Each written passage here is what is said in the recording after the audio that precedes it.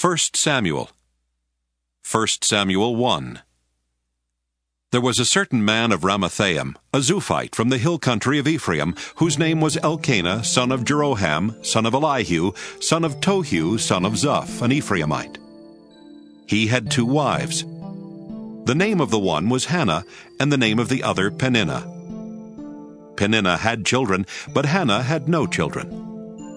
Now this man used to go up year by year from his town to worship and to sacrifice to the Lord of hosts at Shiloh, where the 2 sons of Eli, Hophni and Phinehas, were priests of the Lord. On the day when Elkanah sacrificed, he would give portions to his wife Peninnah and to all her sons and daughters. But to Hannah he gave a double portion, because he loved her, though the Lord had closed her womb. Her rival used to provoke her severely to irritate her, because the Lord had closed her womb. So it went on year by year. As often as she went up to the house of the Lord, she used to provoke her. Therefore Hannah wept and would not eat. Her husband Elkanah said to her, Hannah, why do you weep? Why do you not eat? Why is your heart sad? Am I not more to you than 10 sons?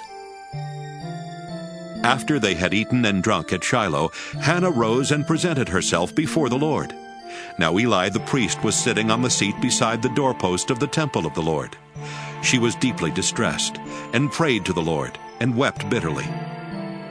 She made this vow, O Lord of hosts, if only you will look on the misery of your servant, and remember me, and not forget your servant, but will give to your servant a male child, then I will set him before you as a Nazirite until the day of his death. He shall drink neither wine nor intoxicants, and no razor shall touch his head. As she continued praying before the Lord, Eli observed her mouth. Hannah was praying silently, only her lips moved, but her voice was not heard. Therefore Eli thought she was drunk. So Eli said to her, How long will you make a drunken spectacle of yourself? Put away your wine. But Hannah answered, No, my Lord. I am a woman deeply troubled. I have drunk neither wine nor strong drink, but I have been pouring out my soul before the Lord.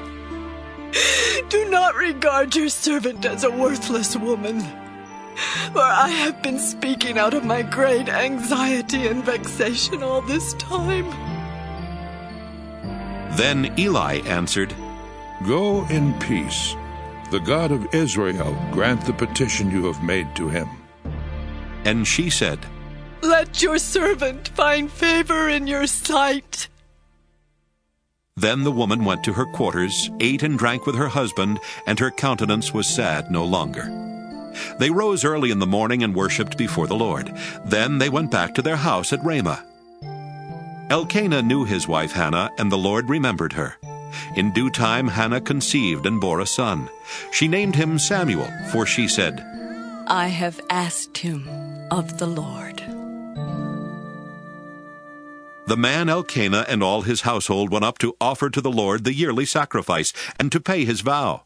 But Hannah did not go up, for she said to her husband, As soon as the child is weaned, I will bring him, that he may appear in the presence of the Lord, and remain there forever.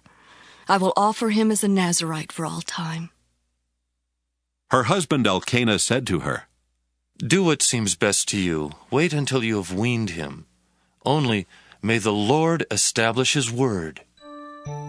So the woman remained and nursed her son until she weaned him. When she had weaned him, she took him up with her, along with a 3-year-old bull, an ephah of flour, and a skin of wine. She brought him to the house of the Lord at Shiloh, and the child was young. Then they slaughtered the bull, and they brought the child to Eli, and she said, O my Lord, as you live, my Lord, I am the woman who is standing here in your presence, praying to the Lord.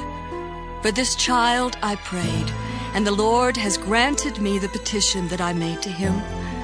Therefore I have lent him to the Lord. As long as he lives, he is given to the Lord. She left him there for the Lord. 1 Samuel 2. Hannah prayed and said, My heart exults in the Lord. My strength is exalted in my God. My mouth derides my enemies because I rejoice in my victory. There is no holy one like the Lord, no one besides you. There is no rock like our God. Talk no more so very proudly. Let not arrogance come from your mouth. For the Lord is a God of knowledge, and by him actions are weighed. The bows of the mighty are broken, but the feeble gird on strength. Those who were full have hired themselves out for bread, but those who were hungry are fat with spoil. The barren has borne 7, but she who has many children is forlorn. The Lord kills and brings to life. He brings down to Sheol and raises up. The Lord makes poor and makes rich. He brings low. He also exalts. He raises up the poor from the dust. He lifts the needy from the ash heap to make them sit with princes and inherit a seat of honor. For the pillars of the earth are the Lord's, and on them he has set the world. He will guard the feet of his faithful ones, but the wicked shall be cut off in darkness. For not by might does one prevail. The Lord, his adversaries shall be shattered. The Most High will thunder in heaven. The Lord will judge the ends of the earth. He will give strength to his king and exalt the power of his anointed. Then Elkanah went home to Ramah, while the boy remained to minister to the Lord in the presence of the priest Eli.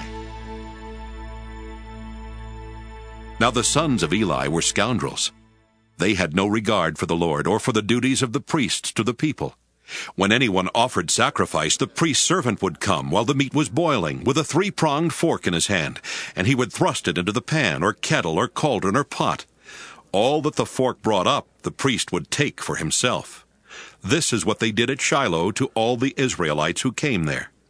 Moreover, before the fat was burned, the priest's servant would come and say to the one who was sacrificing, "Give meat for the priest to roast, for he will not accept boiled meat from you, but only raw." And if the man said to him, "Let them burn the fat first, and then take whatever you wish," he would say, "No, you must give it now. If not, I will take it by force." Thus the sin of the young men was very great in the sight of the Lord, for they treated the offerings of the Lord with contempt. Samuel was ministering before the Lord, a boy wearing a linen ephod. His mother used to make for him a little robe and take it to him each year when she went up with her husband to offer the yearly sacrifice. Then Eli would bless Elkanah and his wife and say, "May the Lord repay you with children by this woman, for the gift that she made to the Lord." And then they would return to their home. And the Lord took note of Hannah. She conceived and bore 3 sons and 2 daughters, and the boy Samuel grew up in the presence of the Lord. Now Eli was very old. He heard all that his sons were doing to all Israel, and how they lay with the women who served at the entrance to the tent of meeting.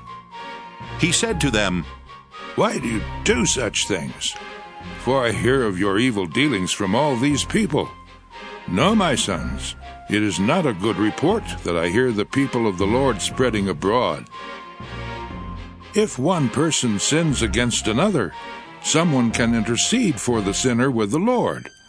But if someone sins against the Lord, who can make intercession?" But they would not listen to the voice of their father, for it was the will of the Lord to kill them. Now the boy Samuel continued to grow both in stature and in favor with the Lord and with the people. A man of God came to Eli and said to him, "Thus the Lord has said, I revealed myself to the family of your ancestor in Egypt, when they were slaves to the house of Pharaoh. I chose him out of all the tribes of Israel to be my priest, to go up to my altar, to offer incense, to wear an ephod before me. And I gave to the family of your ancestor all my offerings by fire from the people of Israel. Why then look with greedy eye at my sacrifices and my offerings that I commanded, and honor your sons more than me by fattening yourselves on the choicest parts of every offering of my people Israel? Therefore, the Lord, the God of Israel, declares, I promised that your family and the family of your ancestors should go in and out before me forever. But now the Lord declares, far be it from me. For those who honor me I will honor, and those who despise me shall be treated with contempt. See, a time is coming when I will cut off your strength and the strength of your ancestors' family, so that no one in your family will live to old age. Then in distress you will look with greedy eye on all the prosperity that shall be bestowed upon Israel, and no one in your family shall ever live to old age. The only one of you whom I shall not cut off from my altar shall be spared to weep out his eyes and grieve his heart.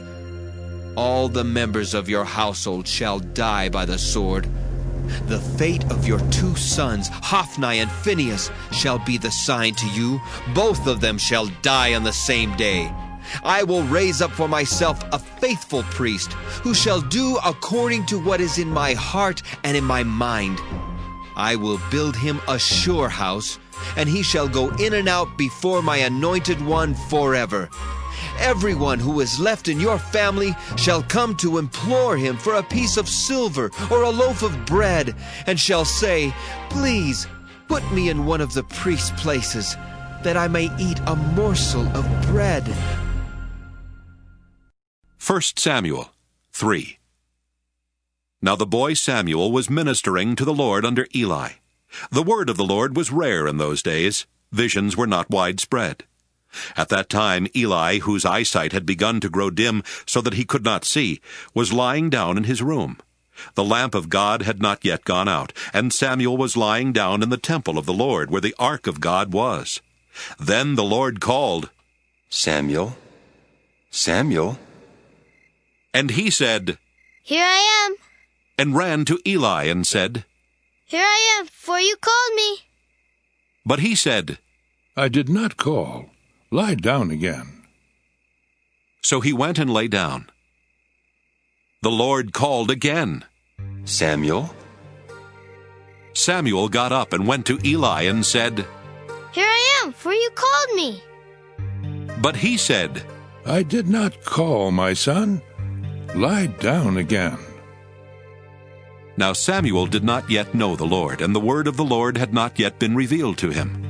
The Lord called Samuel again a 3rd time, and he got up and went to Eli and said, Here I am, for you called me. Then Eli perceived that the Lord was calling the boy. Therefore Eli said to Samuel, Go, lie down.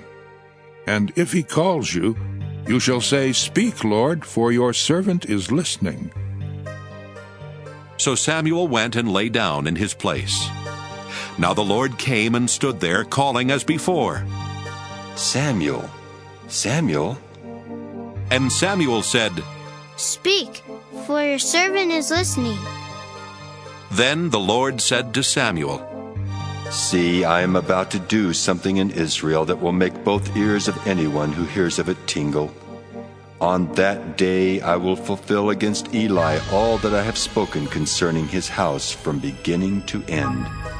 For I have told him that I am about to punish his house forever for the iniquity that he knew, because his sons were blaspheming God, and he did not restrain them. Therefore I swear to the house of Eli, that the iniquity of Eli's house shall not be expiated by sacrifice or offering forever. Samuel lay there until morning. Then he opened the doors of the house of the Lord. Samuel was afraid to tell the vision to Eli, but Eli called Samuel and said, Samuel, my son. He said, Here I am. Eli said, What was it that he told you? Do not hide it from me. May God do so to you, and more also, if you hide anything from me of all that he told you. So Samuel told him everything and hid nothing from him. Then he said, It is the Lord. Let him do what seems good to him. As Samuel grew up, the Lord was with him and let none of his words fall to the ground. And all Israel from Dan to Beersheba knew that Samuel was a trustworthy prophet of the Lord. The Lord continued to appear at Shiloh, for the Lord revealed himself to Samuel at Shiloh by the word of the Lord. 1 Samuel 4. And the word of Samuel came to all Israel. In those days the Philistines mustered for war against Israel, and Israel went out to battle against them. They encamped at Ebenezer, and the Philistines encamped at Aphek. The Philistines drew up in line against Israel, and when the battle was joined, Israel was defeated by the Philistines, who killed about 4,000 men on the field of battle.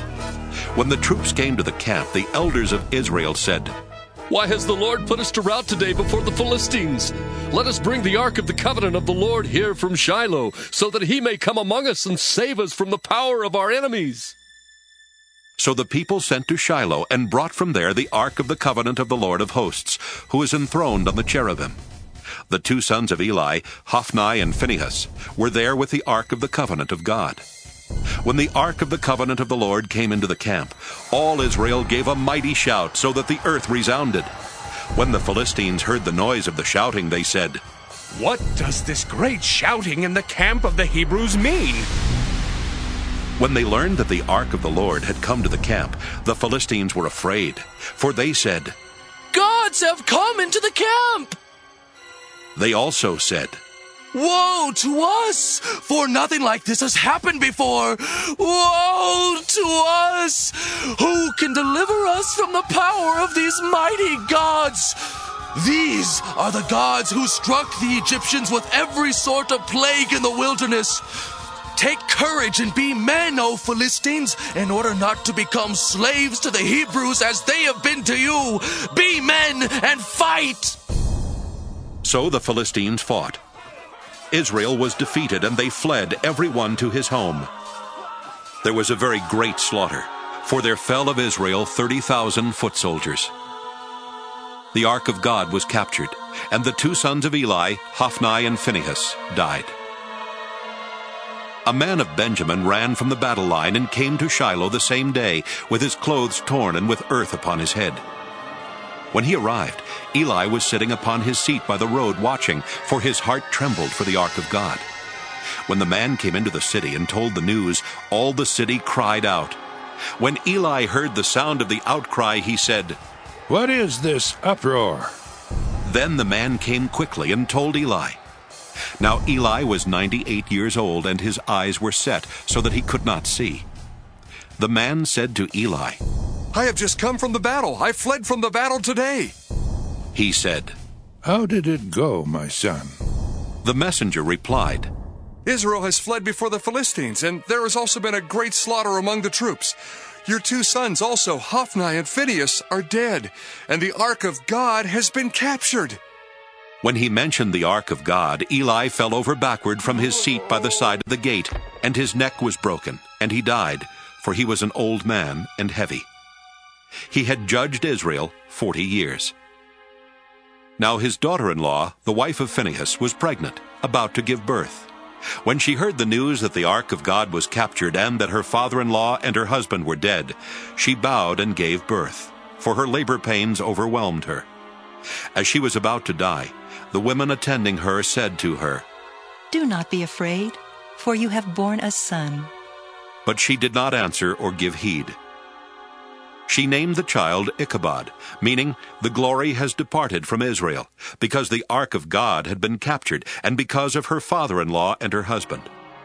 She said, "The glory has departed from Israel, for the ark of God has been captured." 1 Samuel 5.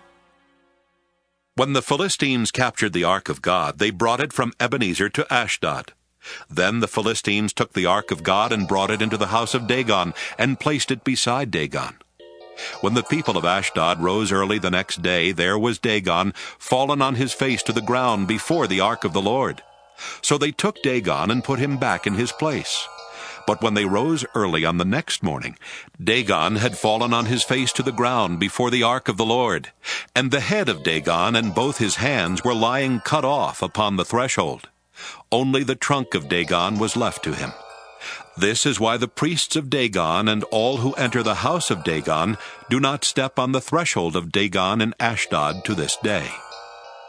The hand of the Lord was heavy upon the people of Ashdod, and he terrified and struck them with tumors, both in Ashdod and in its territory. And when the inhabitants of Ashdod saw how things were, they said, "The ark of the God of Israel must not remain with us, for his hand is heavy on us and on our god Dagon." So they sent and gathered together all the lords of the Philistines and said, "What shall we do with the ark of the God of Israel?" The inhabitants of Gath replied, "Let the ark of God be moved on to us." So they moved the ark of the God of Israel to Gath. But after they had brought it to Gath, the hand of the Lord was against the city, causing a very great panic. He struck the inhabitants of the city, both young and old, so that tumors broke out on them. So they sent the ark of the God of Israel to Ekron. But when the ark of God came to Ekron, the people of Ekron cried out, "Why have they brought around to us the ark of the God of Israel to kill us and our people?" They sent therefore and gathered together all the lords of the Philistines and said, "Send away the ark of the God of Israel, and let it return to its own place, that it may not kill us and our people." For there was a deathly panic throughout the whole city. The hand of God was very heavy there. Those who did not die were stricken with tumors, and the cry of the city went up to heaven. 1 Samuel 6. The ark of the Lord was in the country of the Philistines 7 months. Then the Philistines called for the priests and the diviners and said, "What shall we do with the ark of the Lord? Tell us what we should send with it to its place." They said, "If you send away the ark of the God of Israel, do not send it empty, but by all means return him a guilt offering. Then you will be healed and will be ransomed. Will not his hand then turn from you?" And they said, "What is the guilt offering that we shall return to him?" They answered, 5 gold tumors and 5 gold mice, according to the number of the lords of the Philistines. For the same plague was upon all of you and upon your lords. So you must make images of your tumors and images of your mice that ravage the land, and give glory to the God of Israel. Perhaps he will lighten his hand on you and your gods and your land. Why should you harden your hearts as the Egyptians and Pharaoh hardened their hearts? After he had made fools of them, did they not let the people go, and they departed? Now then, get ready a new cart and 2 milch cows that have never borne a yoke, and yoke the cows to the cart, but take their calves home, away from them. Take the ark of the Lord, and place it on the cart, and put in a box at its side the figures of gold, which you are returning to him as a guilt offering. Then send it off, and let it go its way. And watch, if it goes up on the way to its own land to Bethshemesh, then it is he who has done us this great harm. But if not, then we shall know that it is not his hand that struck us. It happened to us by chance." The men did so. They took 2 milch cows and yoked them to the cart and shut up their calves at home. They put the ark of the Lord on the cart, and the box with the gold mice and the images of their tumors. The cows went straight in the direction of Bethshemesh along one highway, lowing as they went. They turned neither to the right nor to the left, and the lords of the Philistines went after them as far as the border of Bethshemesh.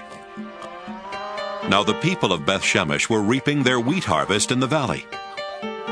When they looked up and saw the ark, they went with rejoicing to meet it. The cart came into the field of Joshua of Bethshemesh and stopped there. A large stone was there, so they split up the wood of the cart and offered the cows as a burnt offering to the Lord. The Levites took down the ark of the Lord and the box that was beside it, in which were the gold objects, and set them upon the large stone. Then the people of Bethshemesh offered burnt offerings and presented sacrifices on that day to the Lord. When the 5 lords of the Philistines saw it, they returned that day to Ekron. These are the gold tumors which the Philistines returned as a guilt offering to the Lord. 1 for Ashdod, 1 for Gaza, 1 for Ashkelon, 1 for Gath, 1 for Ekron. Also the gold mice according to the number of all the cities of the Philistines belonging to the 5 lords, both fortified cities and unwalled villages. The great stone beside which they set down the ark of the Lord is a witness to this day in the field of Joshua of Bethshemesh. The descendants of Jeconiah did not rejoice with the people of Bethshemesh when they greeted the ark of the Lord, and he killed 70 men of them. The people mourned because the Lord had made a great slaughter among the people. Then the people of Bethshemesh said, "Who is able to stand before the Lord, this holy God? To whom shall he go so that we may be rid of him?" So they sent messengers to the inhabitants of Kiriath Jearim, saying, "The Philistines have returned the ark of the Lord. Come down and take it up to you." 1 Samuel 7. And the people of Kiriath Jearim came and took up the ark of the Lord and brought it to the house of Abinadab on the hill. They consecrated his son Eleazar to have charge of the ark of the Lord. From the day that the ark was lodged at Kiriath Jearim, a long time passed, some 20 years, and all the house of Israel lamented after the Lord. Then Samuel said to all the house of Israel, "If you are returning to the Lord with all your heart, then put away the foreign gods and the Astartes from among you. Direct your heart to the Lord, and serve him only, and he will deliver you out of the hand of the Philistines." So Israel put away the Baals and the Astartes, and they served the Lord only. Then Samuel said, "Gather all Israel at Mizpah, and I will pray to the Lord for you." So they gathered at Mizpah and drew water and poured it out before the Lord. They fasted that day and said, "We have sinned against the Lord." And Samuel judged the people of Israel at Mizpah. When the Philistines heard that the people of Israel had gathered at Mizpah, the lords of the Philistines went up against Israel. And when the people of Israel heard of it, they were afraid of the Philistines. The people of Israel said to Samuel, "Do not cease to cry out to the Lord our God for us, and pray that he may save us from the hand of the Philistines." So Samuel took a sucking lamb and offered it as a whole burnt offering to the Lord. Samuel cried out to the Lord for Israel, and the Lord answered him. As Samuel was offering up the burnt offering, the Philistines drew near to attack Israel. But the Lord thundered with a mighty voice that day against the Philistines and threw them into confusion, and they were routed before Israel. And the men of Israel went out of Mizpah and pursued the Philistines, and struck them down as far as beyond Beth-kar. Then Samuel took a stone and set it up between Mizpah and Jeshanah, and named it Ebenezer. For he said, "Thus far the Lord has helped us." So the Philistines were subdued and did not again enter the territory of Israel. The hand of the Lord was against the Philistines all the days of Samuel. The towns that the Philistines had taken from Israel were restored to Israel, from Ekron to Gath, and Israel recovered their territory from the hand of the Philistines. There was peace also between Israel and the Amorites. Samuel judged Israel all the days of his life. He went on a circuit year by year to Bethel, Gilgal, and Mizpah, and he judged Israel in all these places. Then he would come back to Ramah, for his home was there. He administered justice there to Israel, and built there an altar to the Lord. 1 Samuel 8. When Samuel became old, he made his sons judges over Israel. The name of his firstborn was Joel, and the name of his second Abijah. They were judges in Beersheba. Yet his sons did not follow in his ways, but turned aside after gain. They took bribes and perverted justice. Then all the elders of Israel gathered together and came to Samuel at Ramah and said to him, "You are old, and your sons do not follow in your ways. Appoint for us then a king to govern us like other nations." But the thing displeased Samuel when they said, "Give us a king to govern us." Samuel prayed to the Lord, and the Lord said to Samuel, "Listen to the voice of the people in all that they say to you. For they have not rejected you, but they have rejected me from being king over them. just as they have done to me from the day I brought them up out of Egypt to this day, forsaking me and serving other gods, so also they are doing to you. Now then listen to their voice. Only you shall solemnly warn them and show them the ways of the king who shall reign over them." So Samuel reported all the words of the Lord to the people who were asking him for a king. He said, "These will be the ways of the king who will reign over you. He will take your sons and appoint them to his chariots, and to be his horsemen, and to run before his chariots. And he will appoint for himself commanders of thousands and commanders of 50s, and some to plow his ground, and to reap his harvest, and to make his implements of war, and the equipment of his chariots. He will take your daughters to be perfumers, and cooks and bakers. He will take the best of your fields and vineyards and olive orchards and give them to his courtiers. He will take 1/10 of your grain and of your vineyards and give it to his officers and his courtiers. He will take your male and female slaves and the best of your cattle and donkeys and put them to his work. He will take 1/10 of your flocks, and you shall be his slaves. And in that day you will cry out because of your king, whom you have chosen for yourselves. But the Lord will not answer you in that day." But the people refused to listen to the voice of Samuel. They said, "No! But we are determined to have a king over us, so that we may also be like other nations, and that our king may govern us and go out before us and fight our battles." When Samuel had heard all the words of the people, he repeated them in the ears of the Lord. The Lord said to Samuel, "Listen to their voice, and set a king over them."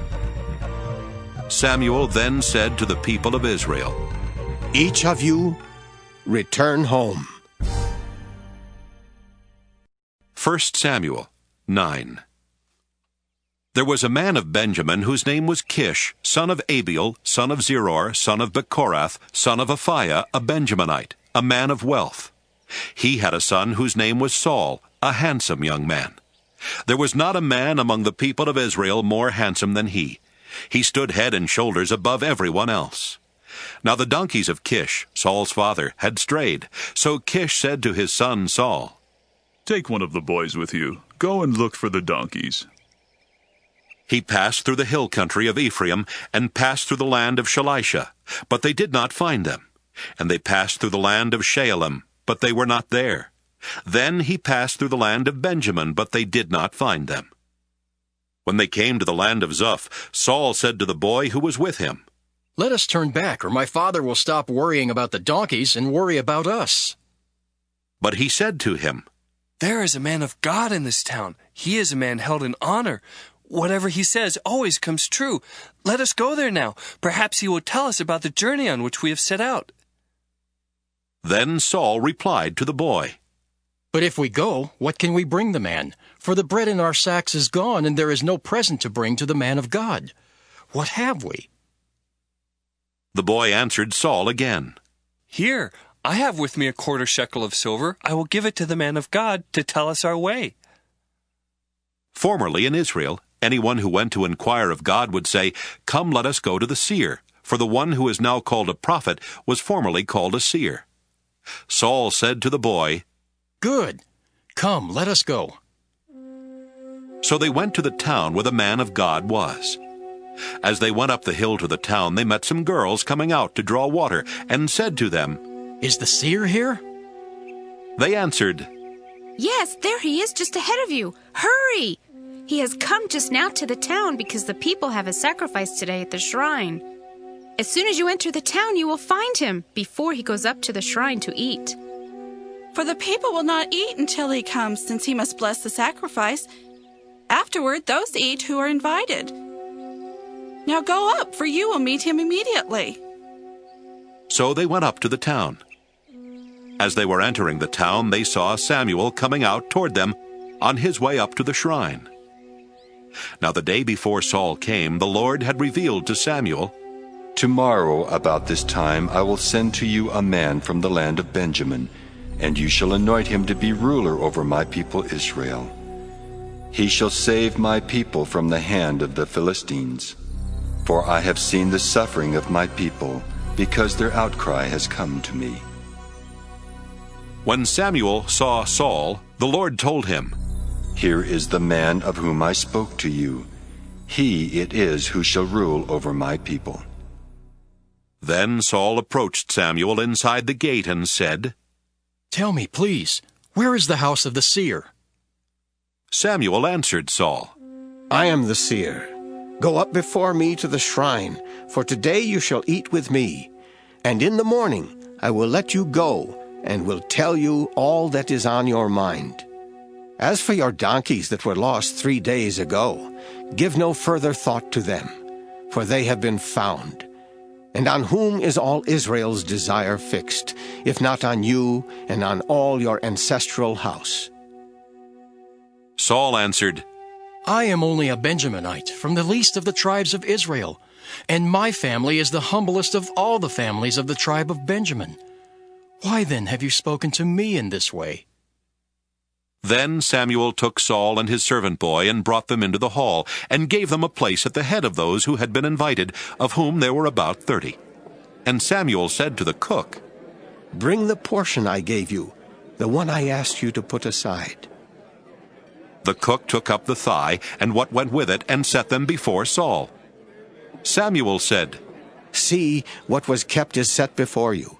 Eat, for it is set before you at the appointed time, so that you might eat with the guests. So Saul ate with Samuel that day. When they came down from the shrine into the town, a bed was spread for Saul on the roof, and he lay down to sleep. Then at the break of dawn Samuel called to Saul upon the roof, Get up, so that I may send you on your way. Saul got up, and both he and Samuel went out into the street. As they were going down to the outskirts of the town, Samuel said to Saul, Tell the boy to go on before us, and when he has passed on, stop here yourself for a while, that I may make known to you the word of God. 1 Samuel 10. Samuel took a vial of oil and poured it on his head and kissed him. He said, The Lord has anointed you ruler over his people Israel. You shall reign over the people of the Lord, and you will save them from the hand of their enemies all around. Now this shall be the sign to you that the Lord has anointed you ruler over his heritage. When you depart from me today, you will meet 2 men by Rachel's tomb in the territory of Benjamin at Zelzah. They will say to you, The donkeys that you went to seek are found, and now your father has stopped worrying about them and is worrying about you, saying, What shall I do about my son? Then you shall go on from there further and come to the oak of Tabor. 3 men going up to God at Bethel will meet you there, one carrying 3 kids, another carrying 3 loaves of bread, and another carrying a skin of wine. They will greet you and give you 2 loaves of bread, which you shall accept from them. After that, you shall come to Gibeath Elohim, at the place where the Philistine garrison is. There, as you come to the town, you will meet a band of prophets coming down from the shrine with harp, tambourine, flute, and lyre, playing in front of them. They will be in a prophetic frenzy. Then the Spirit of the Lord will possess you, and you will be in a prophetic frenzy along with them, and be turned into a different person. Now, when these signs meet you, do whatever you see fit to do, for God is with you. And you shall go down to Gilgal ahead of me. Then I will come down to you to present burnt offerings and offer sacrifices of well-being. 7 days you shall wait, until I come to you and show you what you shall do. As he turned away to leave Samuel, God gave him another heart, and all these signs were fulfilled that day. When they were going from there to Gibeah, a band of prophets met him, and the Spirit of God possessed him, and he fell into a prophetic frenzy along with them. When all who knew him before saw how he prophesied with the prophets, the people said to one another, What has come over the son of Kish? Is Saul also among the prophets? A man of the place answered, And who is their father? Therefore it became a proverb, Is Saul also among the prophets? When his prophetic frenzy had ended, he went home. Saul's uncle said to him and to the boy, "Where did you go?" And he replied, "To seek the donkeys. And when we saw they were not to be found, we went to Samuel." Saul's uncle said, "Tell me what Samuel said to you." Saul said to his uncle, "He told us that the donkeys had been found."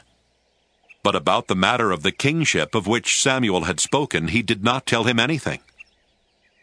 Samuel summoned the people to the Lord at Mizpah and said to them, "Thus says the Lord, the God of Israel, I brought up Israel out of Egypt, and I rescued you from the hand of the Egyptians, and from the hand of all the kingdoms that were oppressing you. But today you have rejected your God, who saves you from all your calamities and your distresses, and you have said, 'No, but set a king over us.'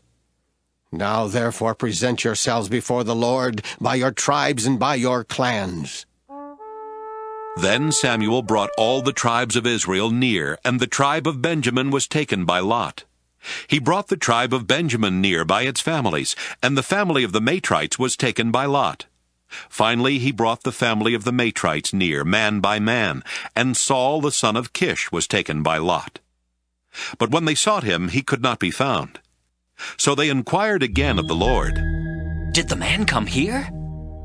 And the Lord said, "See, he has hidden himself among the baggage." Then they ran and brought him from there. When he took his stand among the people, he was head and shoulders taller than any of them. Samuel said to all the people, "Do you see the one whom the Lord has chosen? There is no one like him among all the people." And all the people shouted, "Long live the king!" Samuel told the people the rights and duties of the kingship, and he wrote them in a book and laid it up before the Lord. Then Samuel sent all the people back to their homes. Saul also went to his home at Gibeah, and with him went warriors, whose hearts God had touched. But some worthless fellows said, "How can this man save us?" They despised him and brought him no present, but he held his peace. Now Nahash, king of the Ammonites, had been grievously oppressing the Gadites and the Reubenites. He would gouge out the right eye of each of them and would not grant Israel a deliverer. No one was left of the Israelites across the Jordan whose right eye Nahash, king of the Ammonites, had not gouged out. But there were 7,000 men who had escaped from the Ammonites and had entered Jabesh Gilead. 1 Samuel 11. About a month later, Nahash the Ammonite went up and besieged Jabesh Gilead, and all the men of Jabesh said to Nahash, "Make a treaty with us, and we will serve you." But Nahash the Ammonite said to them, "On this condition I will make a treaty with you, namely, that I gouge out everyone's right eye, and thus put disgrace upon all Israel." The elders of Jabesh said to him, "Give us 7 days' respite, that we may send messengers through all the territory of Israel. Then, if there is no one to save us, we will give ourselves up to you." When the messengers came to Gibeah of Saul, they reported the matter in the hearing of the people, and all the people wept aloud. Now Saul was coming from the field behind the oxen, and Saul said, "What is the matter with the people that they are weeping?" So they told him the message from the inhabitants of Jabesh.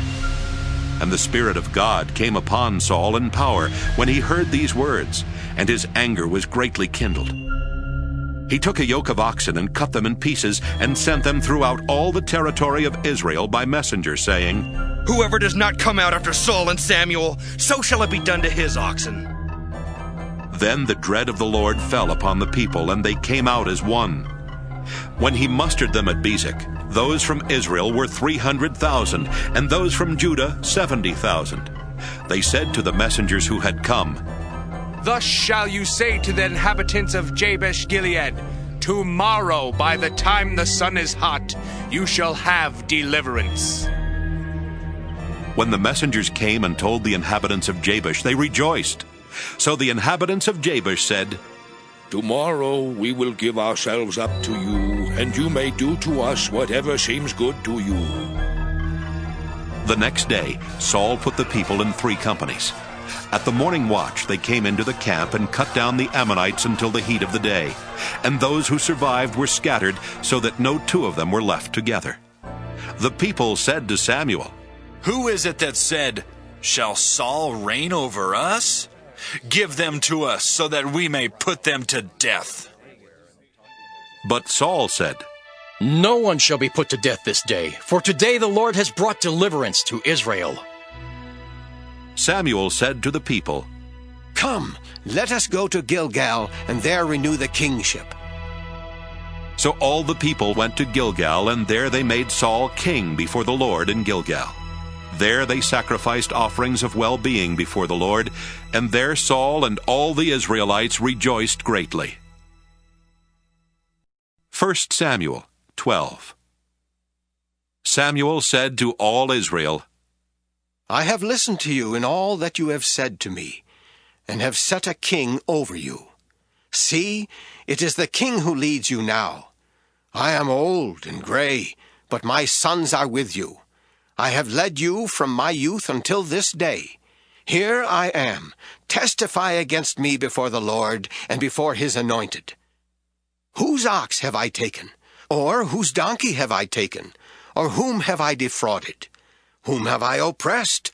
Or from whose hand have I taken a bribe to blind my eyes with it? Testify against me, and I will restore it to you."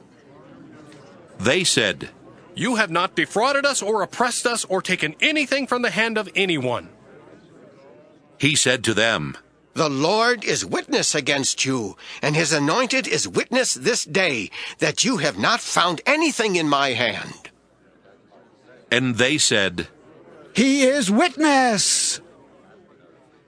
Samuel said to the people, "The Lord is witness, who appointed Moses and Aaron and brought your ancestors up out of the land of Egypt. Now, therefore, take your stand, so that I may enter into judgment with you before the Lord. And I will declare to you all the saving deeds of the Lord that he performed for you and for your ancestors. When Jacob went into Egypt, and the Egyptians oppressed them, then your ancestors cried to the Lord, and the Lord sent Moses and Aaron, who brought forth your ancestors out of Egypt, and settled them in this place. But they forgot the Lord their God, and he sold them into the hand of Sisera, commander of the army of King Jabin of Hazor, and into the hand of the Philistines, and into the hand of the king of Moab. And they fought against them.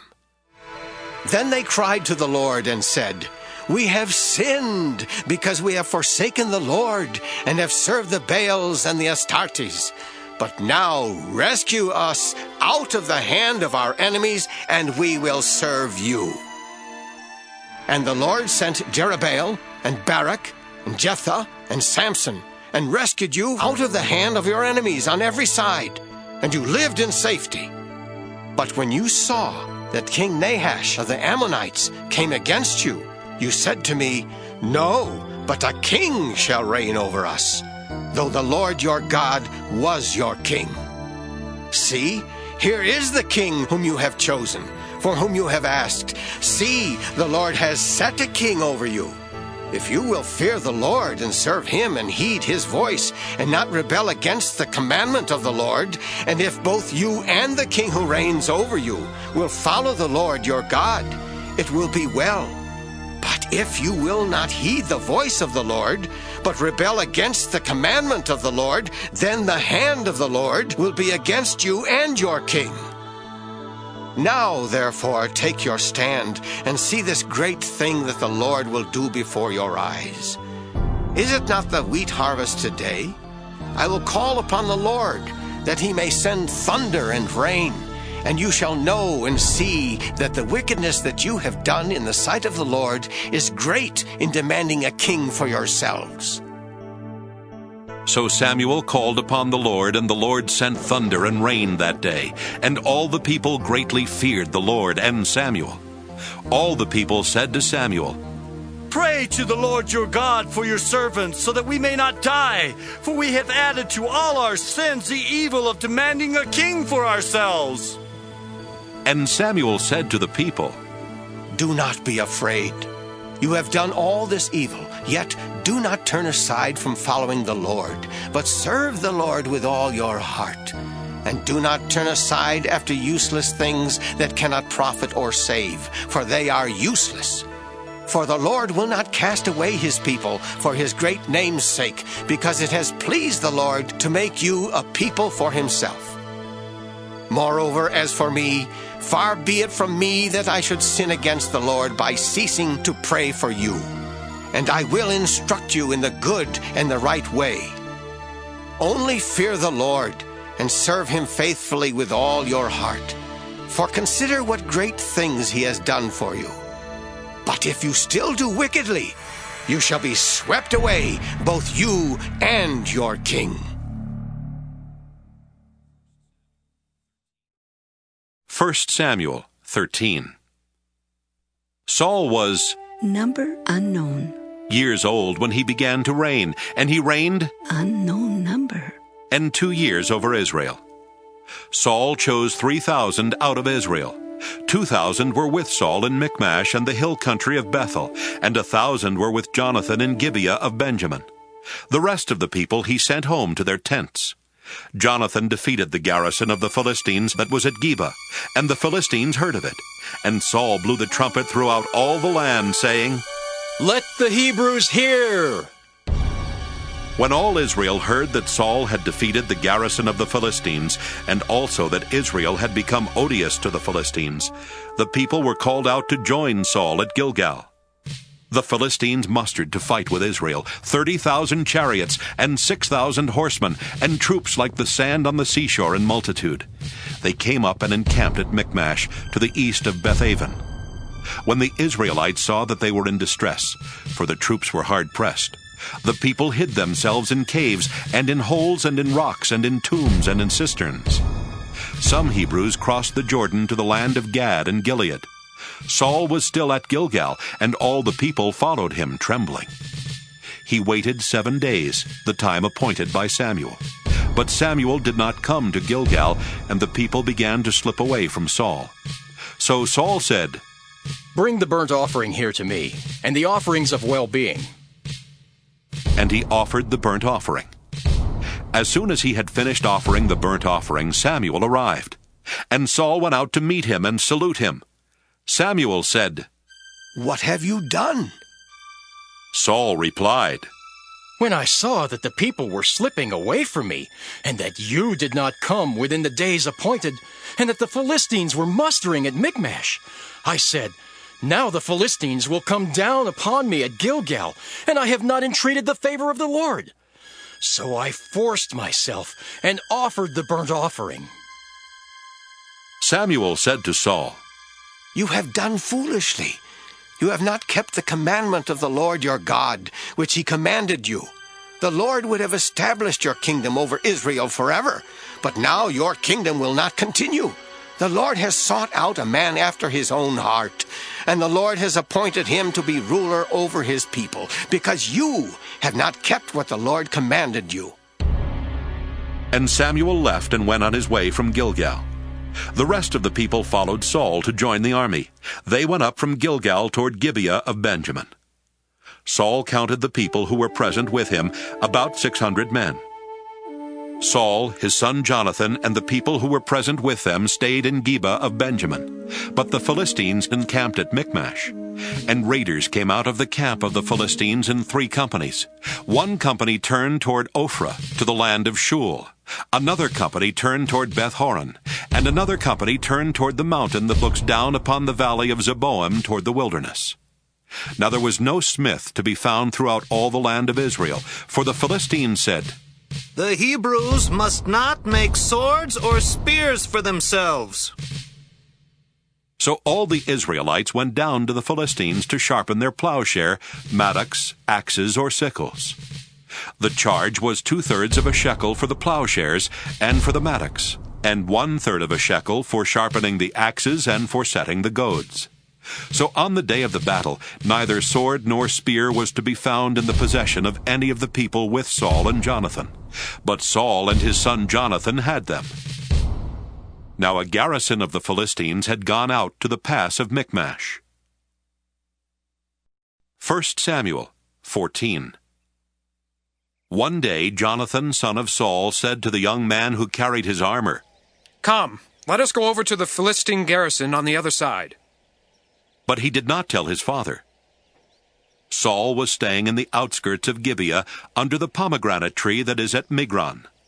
The troops that were with him were about 600 men, along with Ahijah, son of Ahitub, Ichabod's brother, son of Phinehas, son of Eli, the priest of the Lord in Shiloh, carrying an ephod. Now the people did not know that Jonathan had gone. In the pass by which Jonathan tried to go over to the Philistine garrison, there was a rocky crag on one side and a rocky crag on the other.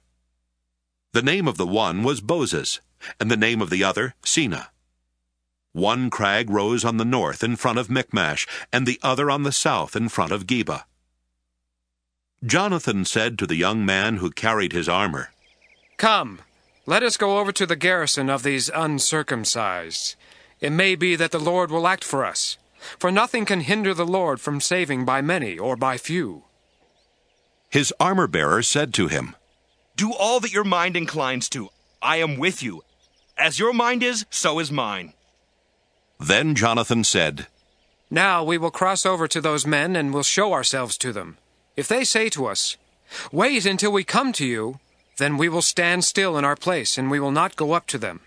But if they say, 'Come up to us,' then we will go up, for the Lord has given them into our hand. That will be the sign for us." So both of them showed themselves to the garrison of the Philistines. And the Philistines said, "Look, Hebrews are coming out of the holes where they have hidden themselves." The men of the garrison hailed Jonathan and his armor-bearer, saying, "Come up to us, and we will show you something." Jonathan said to his armor-bearer, "Come up after me, for the Lord has given them into the hand of Israel." Then Jonathan climbed up on his hands and feet, with his armor-bearer following after him. The Philistines fell before Jonathan, and his armor-bearer coming after him killed them. In that first slaughter, Jonathan and his armor-bearer killed about 20 men within an area about half a furrow long in an acre of land. There was a panic in the camp, in the field, and among all the people. The garrison and even the raiders trembled. The earth quaked, and it became a very great panic. Saul's lookouts in Gibeah of Benjamin were watching as the multitude was surging back and forth. Then Saul said to the troops that were with him, "Call the roll and see who has gone from us." When they had called the roll, Jonathan and his armor-bearer were not there. Saul said to Ahijah, "Bring the ark of God here." For at that time the ark of God went with the Israelites. While Saul was talking to the priest, the tumult in the camp of the Philistines increased more and more, and Saul said to the priest, "Withdraw your hand." Then Saul and all the people who were with him rallied and went into the battle, and every sword was against the other, so that there was very great confusion. Now the Hebrews, who previously had been with the Philistines and had gone up with them into the camp, turned and joined the Israelites who were with Saul and Jonathan. Likewise, when all the Israelites who had gone into hiding in the hill country of Ephraim heard that the Philistines were fleeing, they too followed closely after them in the battle. So the Lord gave Israel the victory that day. The battle passed beyond Bethaven, and the troops with Saul numbered altogether about 10,000 men. The battle spread out over the hill country of Ephraim. Now Saul committed a very rash act on that day. He had laid an oath on the troops, saying, "Cursed be anyone who eats food before it is evening, and I have been avenged on my enemies." So none of the troops tasted food. All the troops came upon a honeycomb, and there was honey on the ground. When the troops came upon the honeycomb, the honey was dripping out, but they did not put their hands to their mouths, for they feared the oath. But Jonathan had not heard his father charge the troops with the oath. So he extended the staff that was in his hand and dipped the tip of it in the honeycomb, and put his hand to his mouth, and his eyes brightened. Then one of the soldiers said, "Your father strictly charged the troops with an oath, saying, 'Cursed be anyone who eats food this day,' and so the troops are faint." Then Jonathan said, "My father has troubled the land. See how my eyes have brightened because I tasted a little of this honey? How much better if today the troops had eaten freely of the spoil taken from their enemies, for now the slaughter among the Philistines has not been great. After they had struck down the Philistines that day from Michmash to Aijalon, the troops were very faint. So the troops flew upon the spoil, and took sheep and oxen and calves, and slaughtered them on the ground. And the troops ate them with the blood. Then it was reported to Saul, "Look, the troops are sinning against the Lord by eating with the blood." And he said, "You have dealt treacherously. Roll a large stone before me here." Saul said, "Disperse yourselves among the troops, and say to them, let all bring their oxen or their sheep, and slaughter them here and eat. And do not sin against the Lord by eating with the blood." So all of the troops brought their oxen with them that night, and slaughtered them there. And Saul built an altar to the Lord. It was the first altar that he built to the Lord. Then Saul said, "Let us go down after the Philistines by night, and despoil them until the morning light. Let us not leave one of them." They said, "Do whatever seems good to you." But the priest said, "Let us draw near to God here." So Saul inquired of God, "Shall I go down after the Philistines? Will you give them into the hand of Israel?" But he did not answer him that day. Saul said, "Come here, all you leaders of the people, and let us find out how this sin has arisen today. For as the Lord lives who saves Israel, even if it is my son Jonathan, he shall surely die." But there was no one among all the people who answered him. He said to all Israel, "You shall be on one side, and I and my son Jonathan will be on the other side." The people said to Saul, "Do what seems good to you." Then Saul said, "O Lord God of Israel, why have you not answered your servant today? If this guilt is in me or in my son Jonathan, O Lord God of Israel, give Urim. But if this guilt is in your people Israel, give Thummim." And Jonathan and Saul were indicated by the lot, but the people were cleared. Then Saul said, "Cast the lot between me and my son Jonathan." And Jonathan was taken. Then Saul said to Jonathan, "Tell me what you have done." Jonathan told him, "I tasted a little honey with the tip of the staff that was in my hand. Here I am. I will die." Saul said, "God do so to me and more also. You shall surely die, Jonathan." Then the people said to Saul, "Shall Jonathan die, who has accomplished this great victory in Israel? Far from it. As the Lord lives, not one hair of his head shall fall to the ground, for he has worked with God today." So the people ransomed Jonathan, and he did not die. Then Saul withdrew from pursuing the Philistines, and the Philistines went to their own place. When Saul had taken the kingship over Israel, he fought against all his enemies on every side, against Moab, against the Ammonites, against Edom, against the kings of Zobah, and against the Philistines. Wherever he turned, he routed them. He did valiantly and struck down the Amalekites, and rescued Israel out of the hands of those who plundered them. Now the sons of Saul were Jonathan, Ishvi, and Malchishua. And the names of his 2 daughters were these. The name of the firstborn was Merab, and the name of the younger, Michal. The name of Saul's wife was Ahinoam, daughter of Ahimaaz. And the name of the commander of his army was Abner, son of Ner, Saul's uncle. Kish was the father of Saul, and Ner, the father of Abner, was the son of Abiel. There was hard fighting against the Philistines all the days of Saul. And when Saul saw any strong or valiant warrior, he took him into his service. 1 Samuel 15. Samuel said to Saul, "The Lord sent me to anoint you king over his people Israel.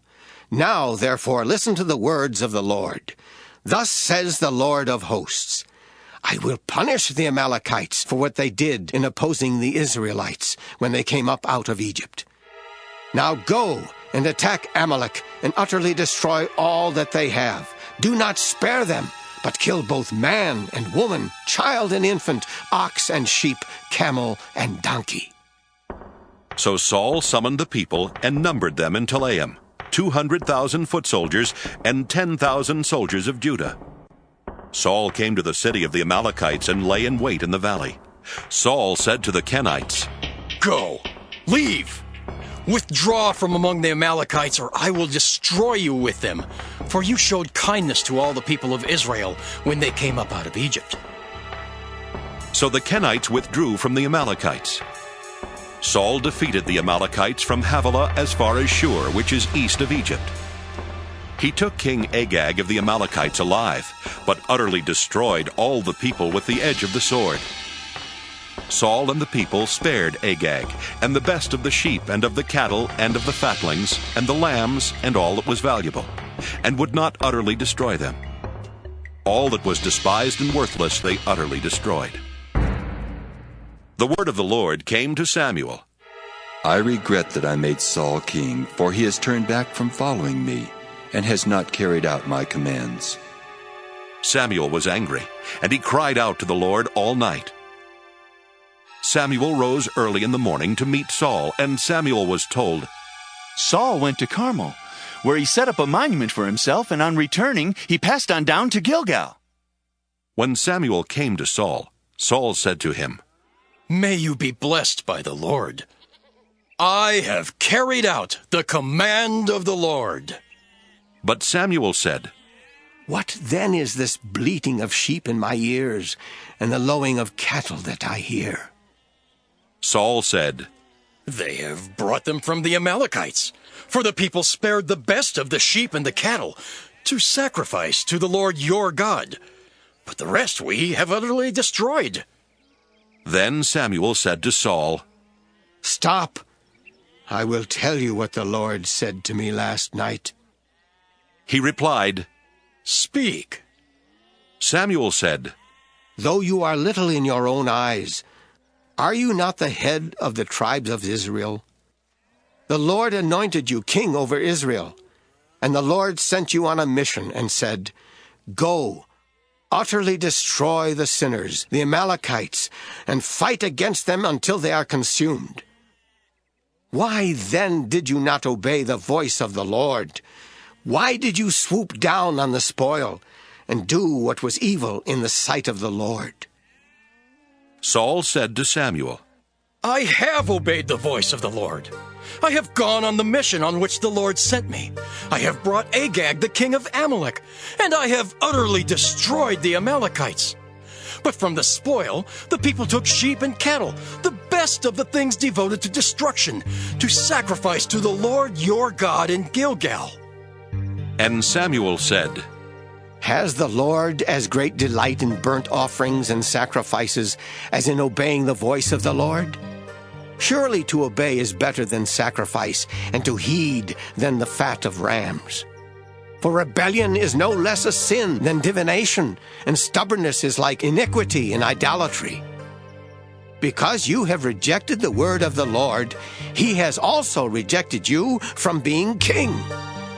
Saul said to Samuel, I have sinned, for I have transgressed the commandment of the Lord and your words, because I feared the people and obeyed their voice. Now, therefore, I pray, pardon my sin and return with me, so that I may worship the Lord. Samuel said to Saul, I will not return with you, for you have rejected the word of the Lord, and the Lord has rejected you from being king over Israel. As Samuel turned to go away, Saul caught hold of the hem of his robe, and it tore. And Samuel said to him, The Lord has torn the kingdom of Israel from you this very day, and has given it to a neighbor of yours who is better than you. Moreover, the glory of Israel will not recant or change his mind, for he is not a mortal that he should change his mind. Then Saul said, I have sinned, yet honor me now before the elders of my people and before Israel, and return with me that I may worship the Lord your God. So Samuel turned back after Saul, and Saul worshipped the Lord. Then Samuel said, Bring Agag, king of the Amalekites, here to me. And Agag came to him haltingly. Agag said, Surely this is the bitterness of death. But Samuel said, As your sword has made women childless, so your mother shall be childless among women. And Samuel hewed Agag in pieces before the Lord in Gilgal. Then Samuel went to Ramah, and Saul went up to his house in Gibeah of Saul. Samuel did not see Saul again until the day of his death.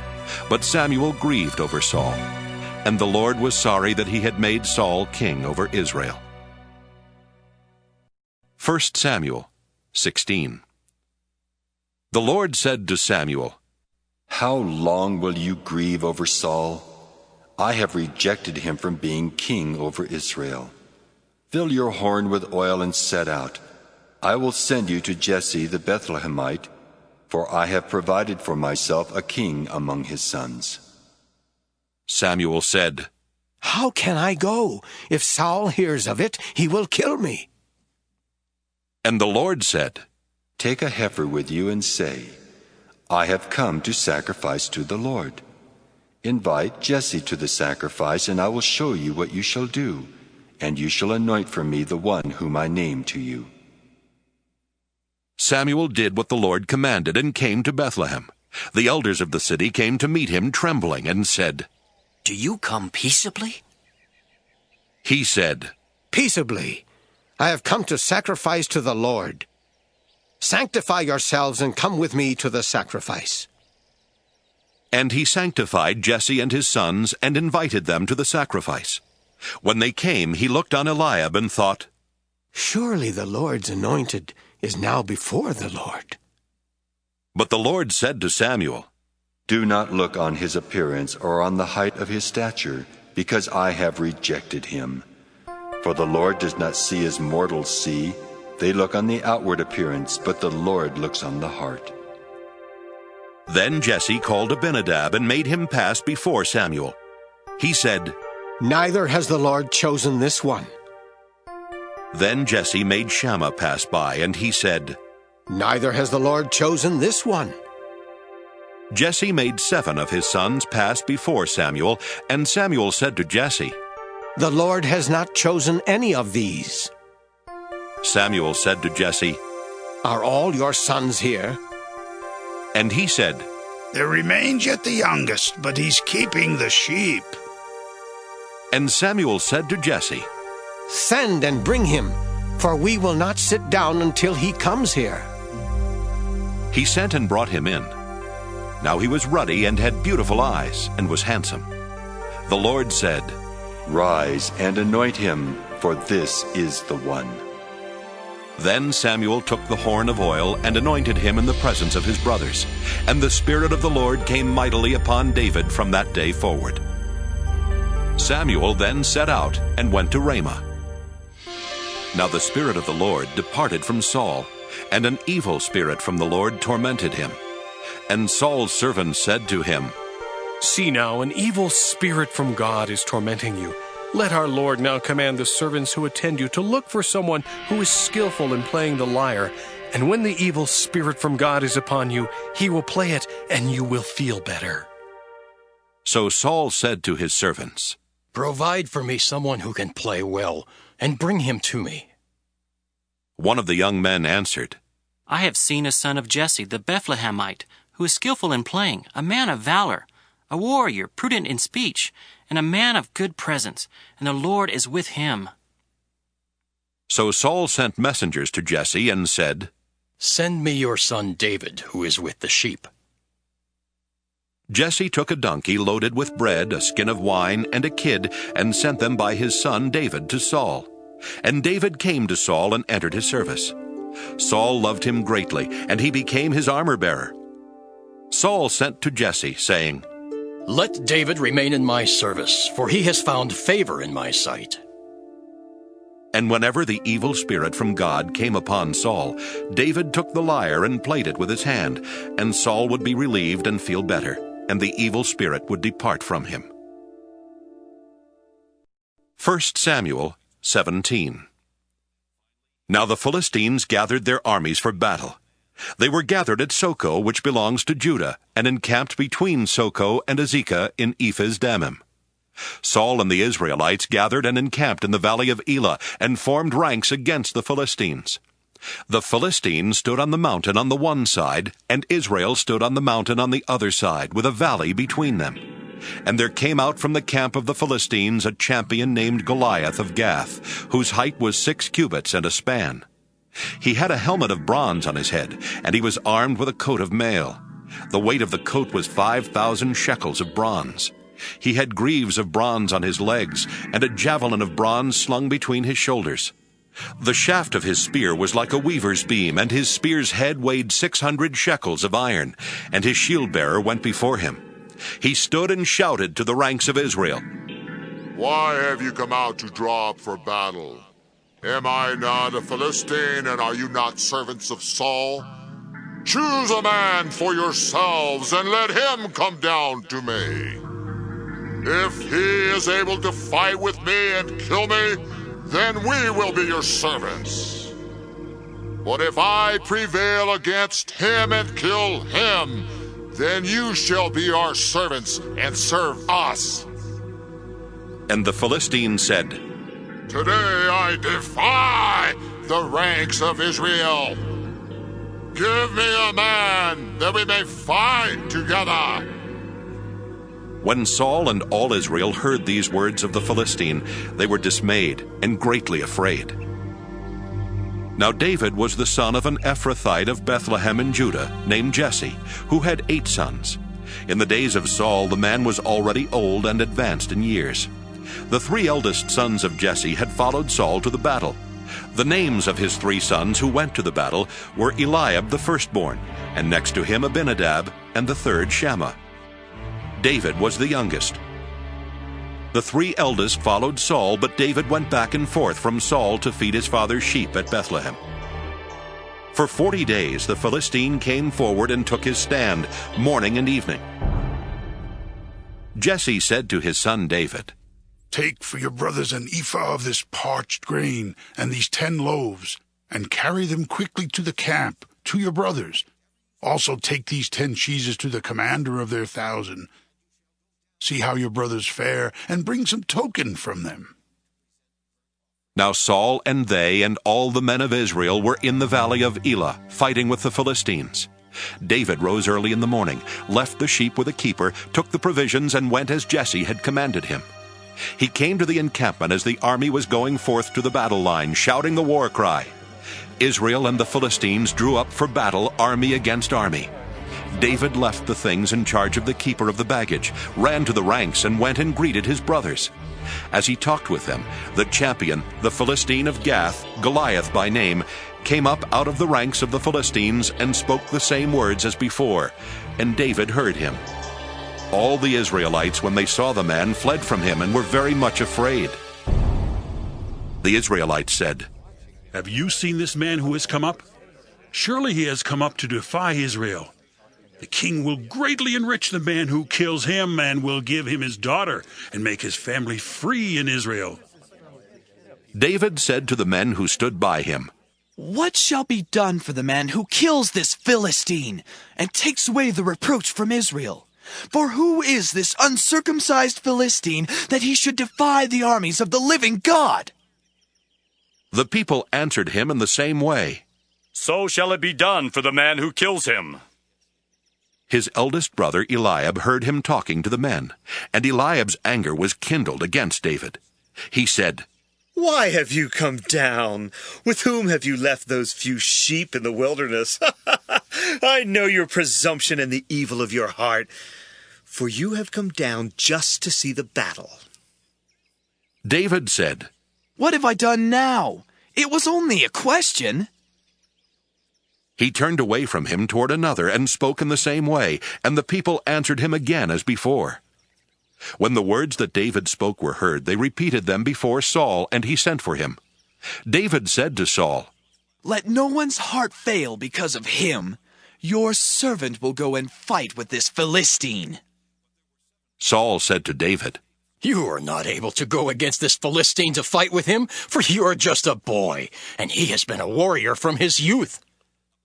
But David said to Saul, Your servant used to keep sheep for his father, and whenever a lion or a bear came and took a lamb from the flock, I went after it and struck it down, rescuing the lamb from its mouth. And if it turned against me, I would catch it by the jaw, strike it down, and kill it. Your servant has killed both lions and bears, and this uncircumcised Philistine shall be like one of them, since he has defied the armies of the living God. David said, The Lord, who saved me from the paw of the lion and from the paw of the bear, will save me from the hand of this Philistine. So Saul said to David, Go, and may the Lord be with you. Saul clothed David with his armor. He put a bronze helmet on his head and clothed him with a coat of mail. David strapped Saul's sword over the armor, and he tried in vain to walk, for he was not used to them. Then David said to Saul, I cannot walk with these, for I'm not used to them. So David removed them. Then he took his staff in his hand and chose 5 smooth stones from the wadi and put them in his shepherd's bag in the pouch. His sling was in his hand, and he drew near to the Philistine. The Philistine came on and drew near to David, with his shield-bearer in front of him. When the Philistine looked and saw David, he disdained him, for he was only a youth, ruddy and handsome in appearance. The Philistine said to David, Am I a dog that you come to me with sticks? And the Philistine cursed David by his gods. The Philistine said to David, Come to me, and I will give your flesh to the birds of the air and to the wild animals of the field. But David said to the Philistine, You come to me with sword and spear and javelin, but I come to you in the name of the Lord of hosts, the God of the armies of Israel, whom you have defied. This very day the Lord will deliver you into my hand, and I will strike you down and cut off your head. And I will give the dead bodies of the Philistine army this very day to the birds of the air and to the wild animals of the earth, so that all the earth may know that there is a God in Israel, and that all this assembly may know that the Lord does not save by sword and spear, for the battle is the Lord's, and he will give you into our hand.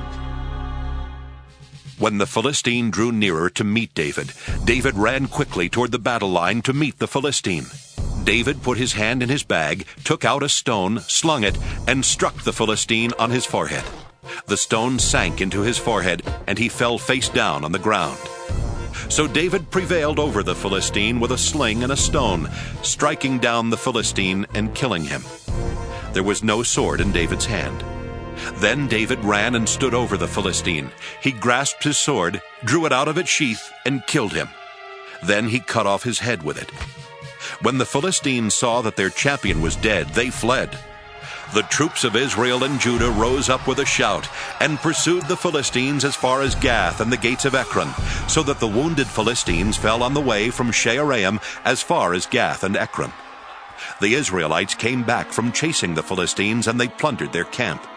David took the head of the Philistine and brought it to Jerusalem, but he put his armor in his tent. When Saul saw David go out against the Philistine, he said to Abner, the commander of the army, Abner, whose son is this young man? Abner said, As your soul lives, O king, I do not know. The king said, Inquire whose son the stripling is. On David's return from killing the Philistine, Abner took him and brought him before Saul with the head of the Philistine in his hand. Saul said to him, Whose son are you, young man? And David answered, I am the son of your servant Jesse, the Bethlehemite. 1 Samuel 18. When David had finished speaking to Saul, the soul of Jonathan was bound to the soul of David, and Jonathan loved him as his own soul. Saul took him that day and would not let him return to his father's house. Then Jonathan made a covenant with David because he loved him as his own soul. Jonathan stripped himself of the robe that he was wearing and gave it to David, and his armor, and even his sword, and his bow, and his belt. David went out and was successful wherever Saul sent him, As a result, Saul set him over the army, and all the people, even the servants of Saul, approved. As they were coming home, when David returned from killing the Philistine, the women came out of all the towns of Israel, singing and dancing to meet King Saul, with tambourines, with songs of joy, and with musical instruments. And the women sang to one another as they made merry. Saul has killed his thousands, and David his 10,000s. Saul was very angry, for this saying displeased him. He said, "They have ascribed to David 10,000s, and to me they have ascribed thousands. What more can he have but the kingdom?" So Saul eyed David from that day on. The next day, an evil spirit from God rushed upon Saul, and he raved within his house, while David was playing the lyre as he did day by day. Saul had his spear in his hand, and Saul threw the spear, for he thought, "I will pin David to the wall." But David eluded him twice. Saul was afraid of David, because the Lord was with him but had departed from Saul. So Saul removed him from his presence and made him a commander of 1,000. And David marched out and came in leading the army. David had success in all his undertakings, for the Lord was with him. When Saul saw that he had great success, he stood in awe of him. But all Israel and Judah loved David, for it was he who marched out and came in leading them. Then Saul said to David, "Here is my elder daughter Merab. I will give her to you as a wife. Only be valiant for me and fight the Lord's battles." For Saul thought, "I will not raise a hand against him. Let the Philistines deal with him." David said to Saul, "Who am I, and who are my kinsfolk, my father's family in Israel, that I should be son-in-law to the king?" But at the time when Saul's daughter Merab should have been given to David, she was given to Adriel, the Maholathite, as a wife. Now Saul's daughter Michal loved David. Saul was told, and the thing pleased him. Saul thought, "Let me give her to him, that she may be a snare for him, and that the hand of the Philistines may be against him." Therefore Saul said to David a second time, "You shall now be my son-in-law." Saul commanded his servants, "Speak to David in private and say, 'See, the king is delighted with you, and all his servants love you. Now then, become the king's son-in-law.'" So Saul's servants reported these words to David in private. And David said, "Does it seem to you a little thing to become the king's son-in-law, seeing that I am a poor man and of no repute?" The servants of Saul told him, "This is what David said." Then Saul said, "Thus shall you say to David, 'The king desires no marriage present, except 100 foreskins of the Philistines, that he may be avenged on the king's enemies.'" Now Saul planned to make David fall by the hand of the Philistines. When his servants told David these words, David was well pleased to be the king's son-in-law. Before the time had expired, David rose and went, along with his men, and killed 100 of the Philistines. And David brought their foreskins, which were given in full number to the king, that he might become the king's son-in-law. Saul gave him his daughter Michal as a wife. But when Saul realized that the Lord was with David, and that Saul's daughter Michal loved him, Saul was still more afraid of David. So Saul was David's enemy from that time forward. Then the commanders of the Philistines came out to battle, and as often as they came out, David had more success than all the servants of Saul, so that his fame became very great. 1 Samuel 19. Saul spoke with his son Jonathan and with all his servants about killing David. But Saul's son Jonathan took great delight in David. Jonathan told David, "My father Saul is trying to kill you. Therefore be on guard tomorrow morning. Stay in a secret place and hide yourself. I will go out and stand beside my father in the field where you are, and I will speak to my father about you. If I learn anything, I will tell you."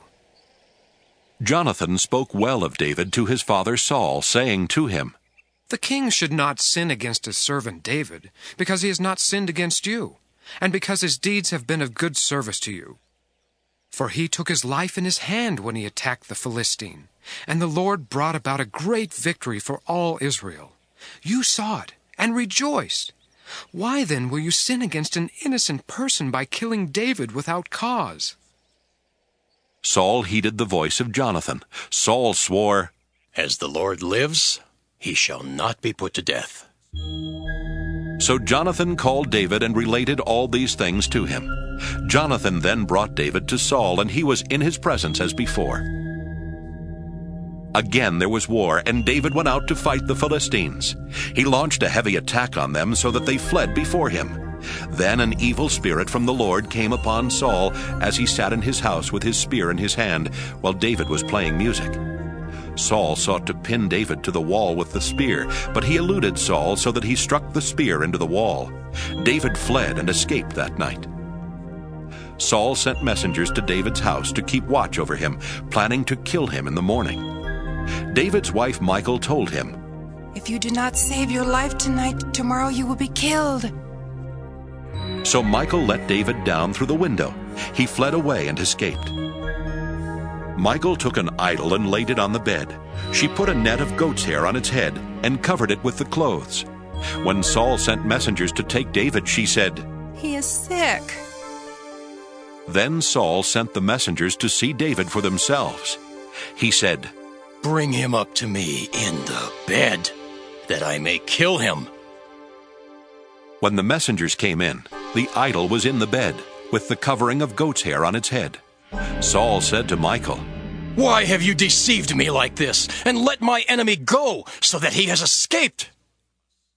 Michal answered Saul, "He said to me, 'Let me go. Why should I kill you?'" Now David fled and escaped. He came to Samuel at Ramah and told him all that Saul had done to him. He and Samuel went and settled at Naioth. Saul was told, "David is at Naioth in Ramah." Then Saul sent messengers to take David.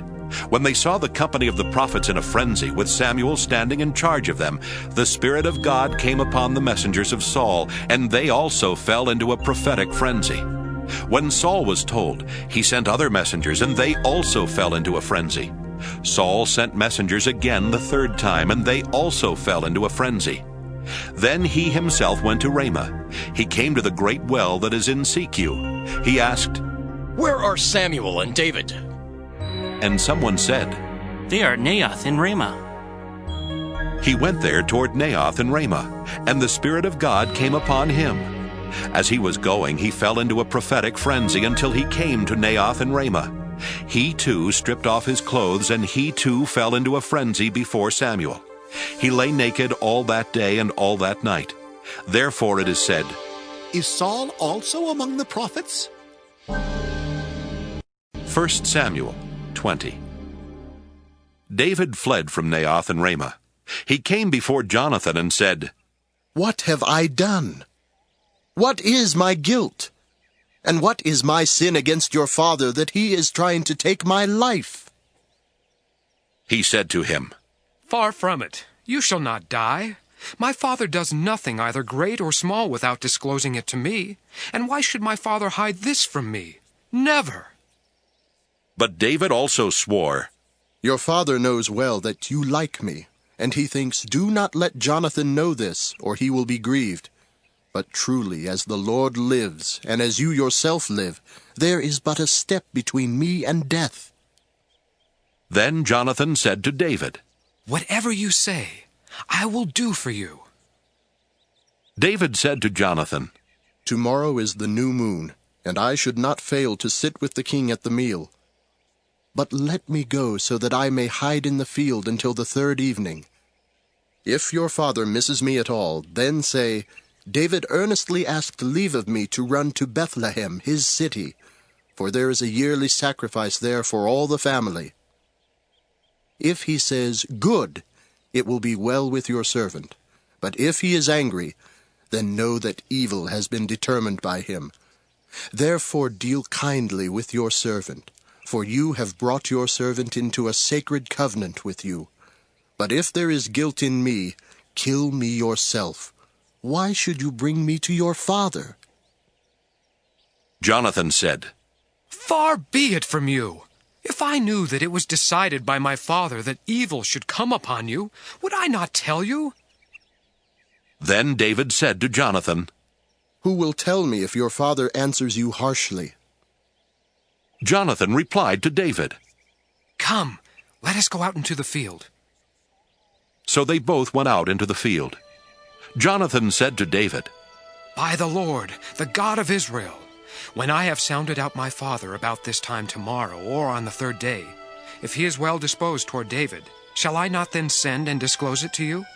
But if my father intends to do you harm, the Lord do so to Jonathan, and more also, if I do not disclose it to you and send you away so that you may go in safety. May the Lord be with you as he has been with my father. If I am still alive, show me the faithful love of the Lord. But if I die, never cut off your faithful love from my house, even if the Lord were to cut off every one of the enemies of David from the face of the earth. Thus Jonathan made a covenant with the house of David, saying, May the Lord seek out the enemies of David. Jonathan made David swear again by his love for him, for he loved him as he loved his own life. Jonathan said to him, Tomorrow is the new moon.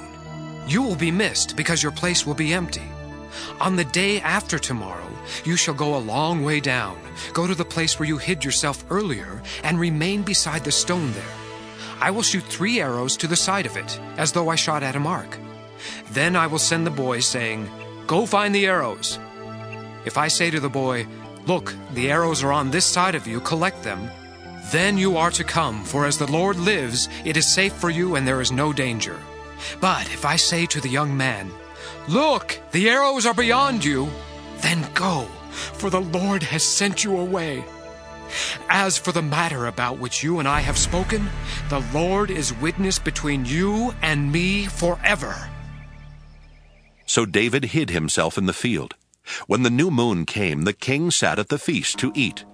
The king sat upon his seat, as at other times, upon the seat by the wall. Jonathan stood, while Abner sat by Saul's side, but David's place was empty. Saul did not say anything that day, for he thought, Something has befallen him. He is not clean.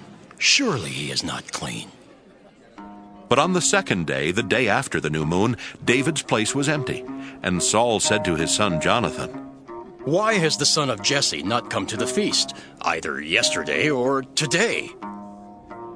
Jonathan answered Saul, David earnestly asked leave of me to go to Bethlehem. He said, Let me go, for our family is holding a sacrifice in the city, and my brother has commanded me to be there. So now if I have found favor in your sight, let me get away and see my brothers. For this reason he has not come to the king's table.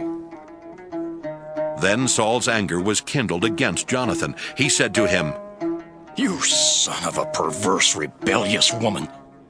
Do I not know that you have chosen the son of Jesse to your own shame and to the shame of your mother's nakedness?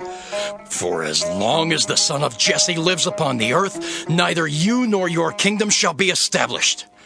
Now send and bring him to me, for he shall surely die. Then Jonathan answered his father Saul, Why should he be put to death? What has he done? But Saul threw his spear at him to strike him. So Jonathan knew that it was the decision of his father to put David to death. Jonathan rose from the table in fierce anger and ate no food on the second day of the month, for he was grieved for David, and because his father had disgraced him. In the morning Jonathan went out into the field to the appointment with David, and with him was a little boy. He said to the boy, Run, and find the arrows that I shoot. As the boy ran, he shot an arrow beyond him. When the boy came to the place where Jonathan's arrow had fallen, Jonathan called after the boy and said, Is the arrow not beyond you? Jonathan called after the boy, Hurry! Be quick! Do not linger! So Jonathan's boy gathered up the arrows and came to his master. But the boy knew nothing. Only Jonathan and David knew the arrangement.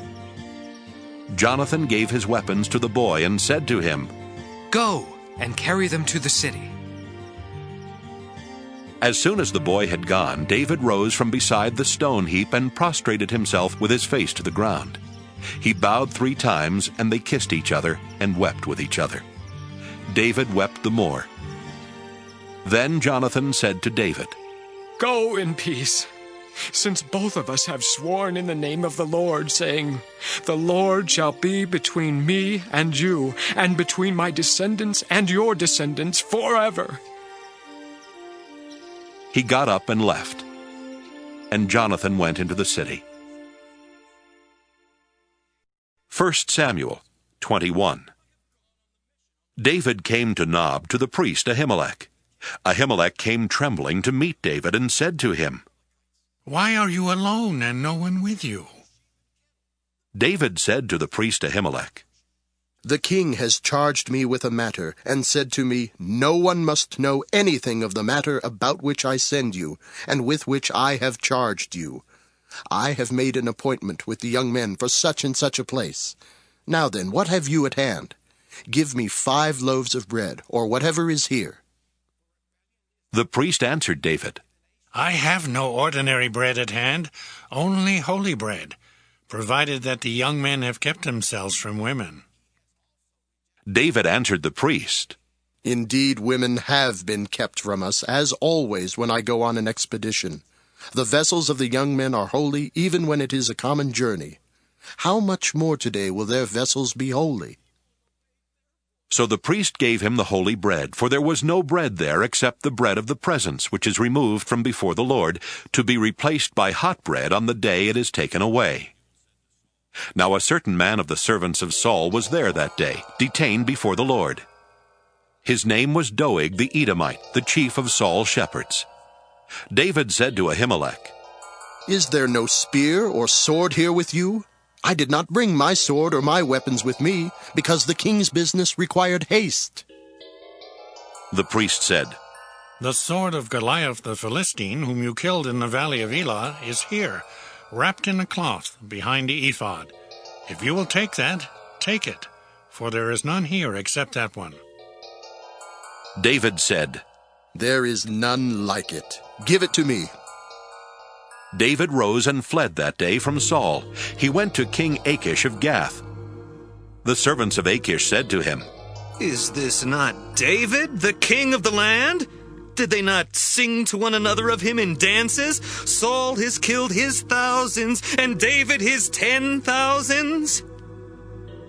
David took these words to heart and was very much afraid of King Achish of Gath. So he changed his behavior before them.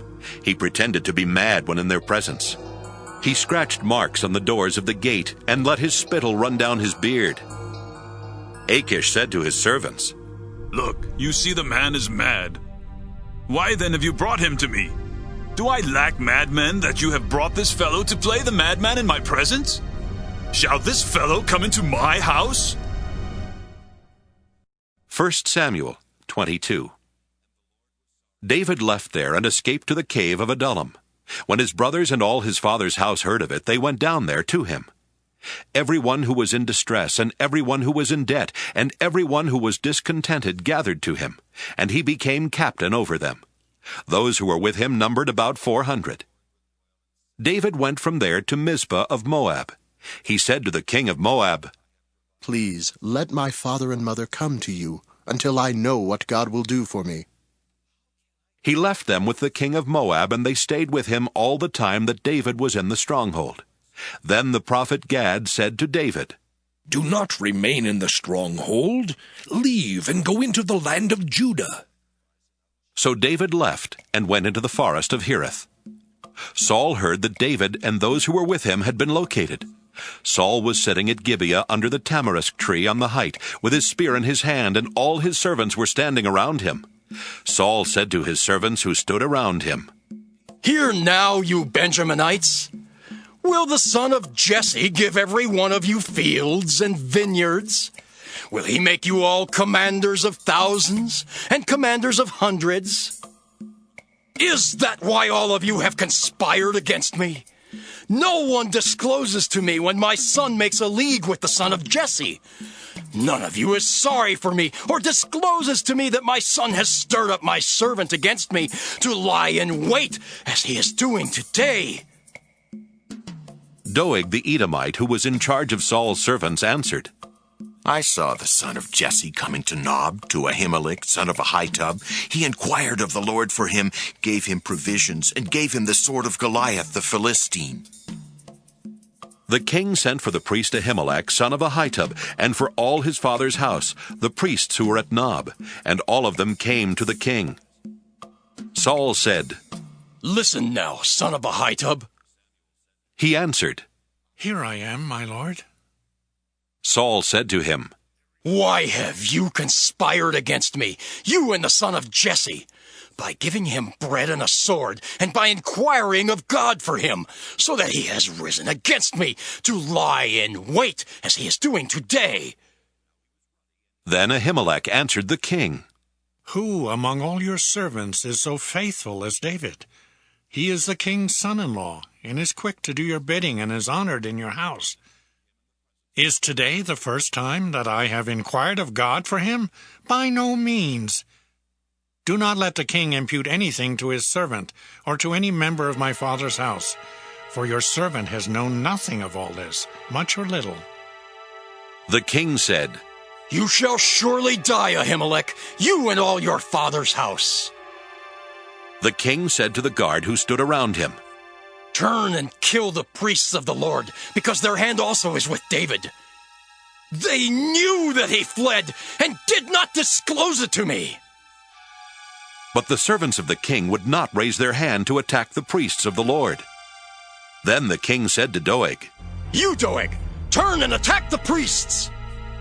Doeg the Edomite turned and attacked the priests. On that day he killed 85 who wore the linen ephod.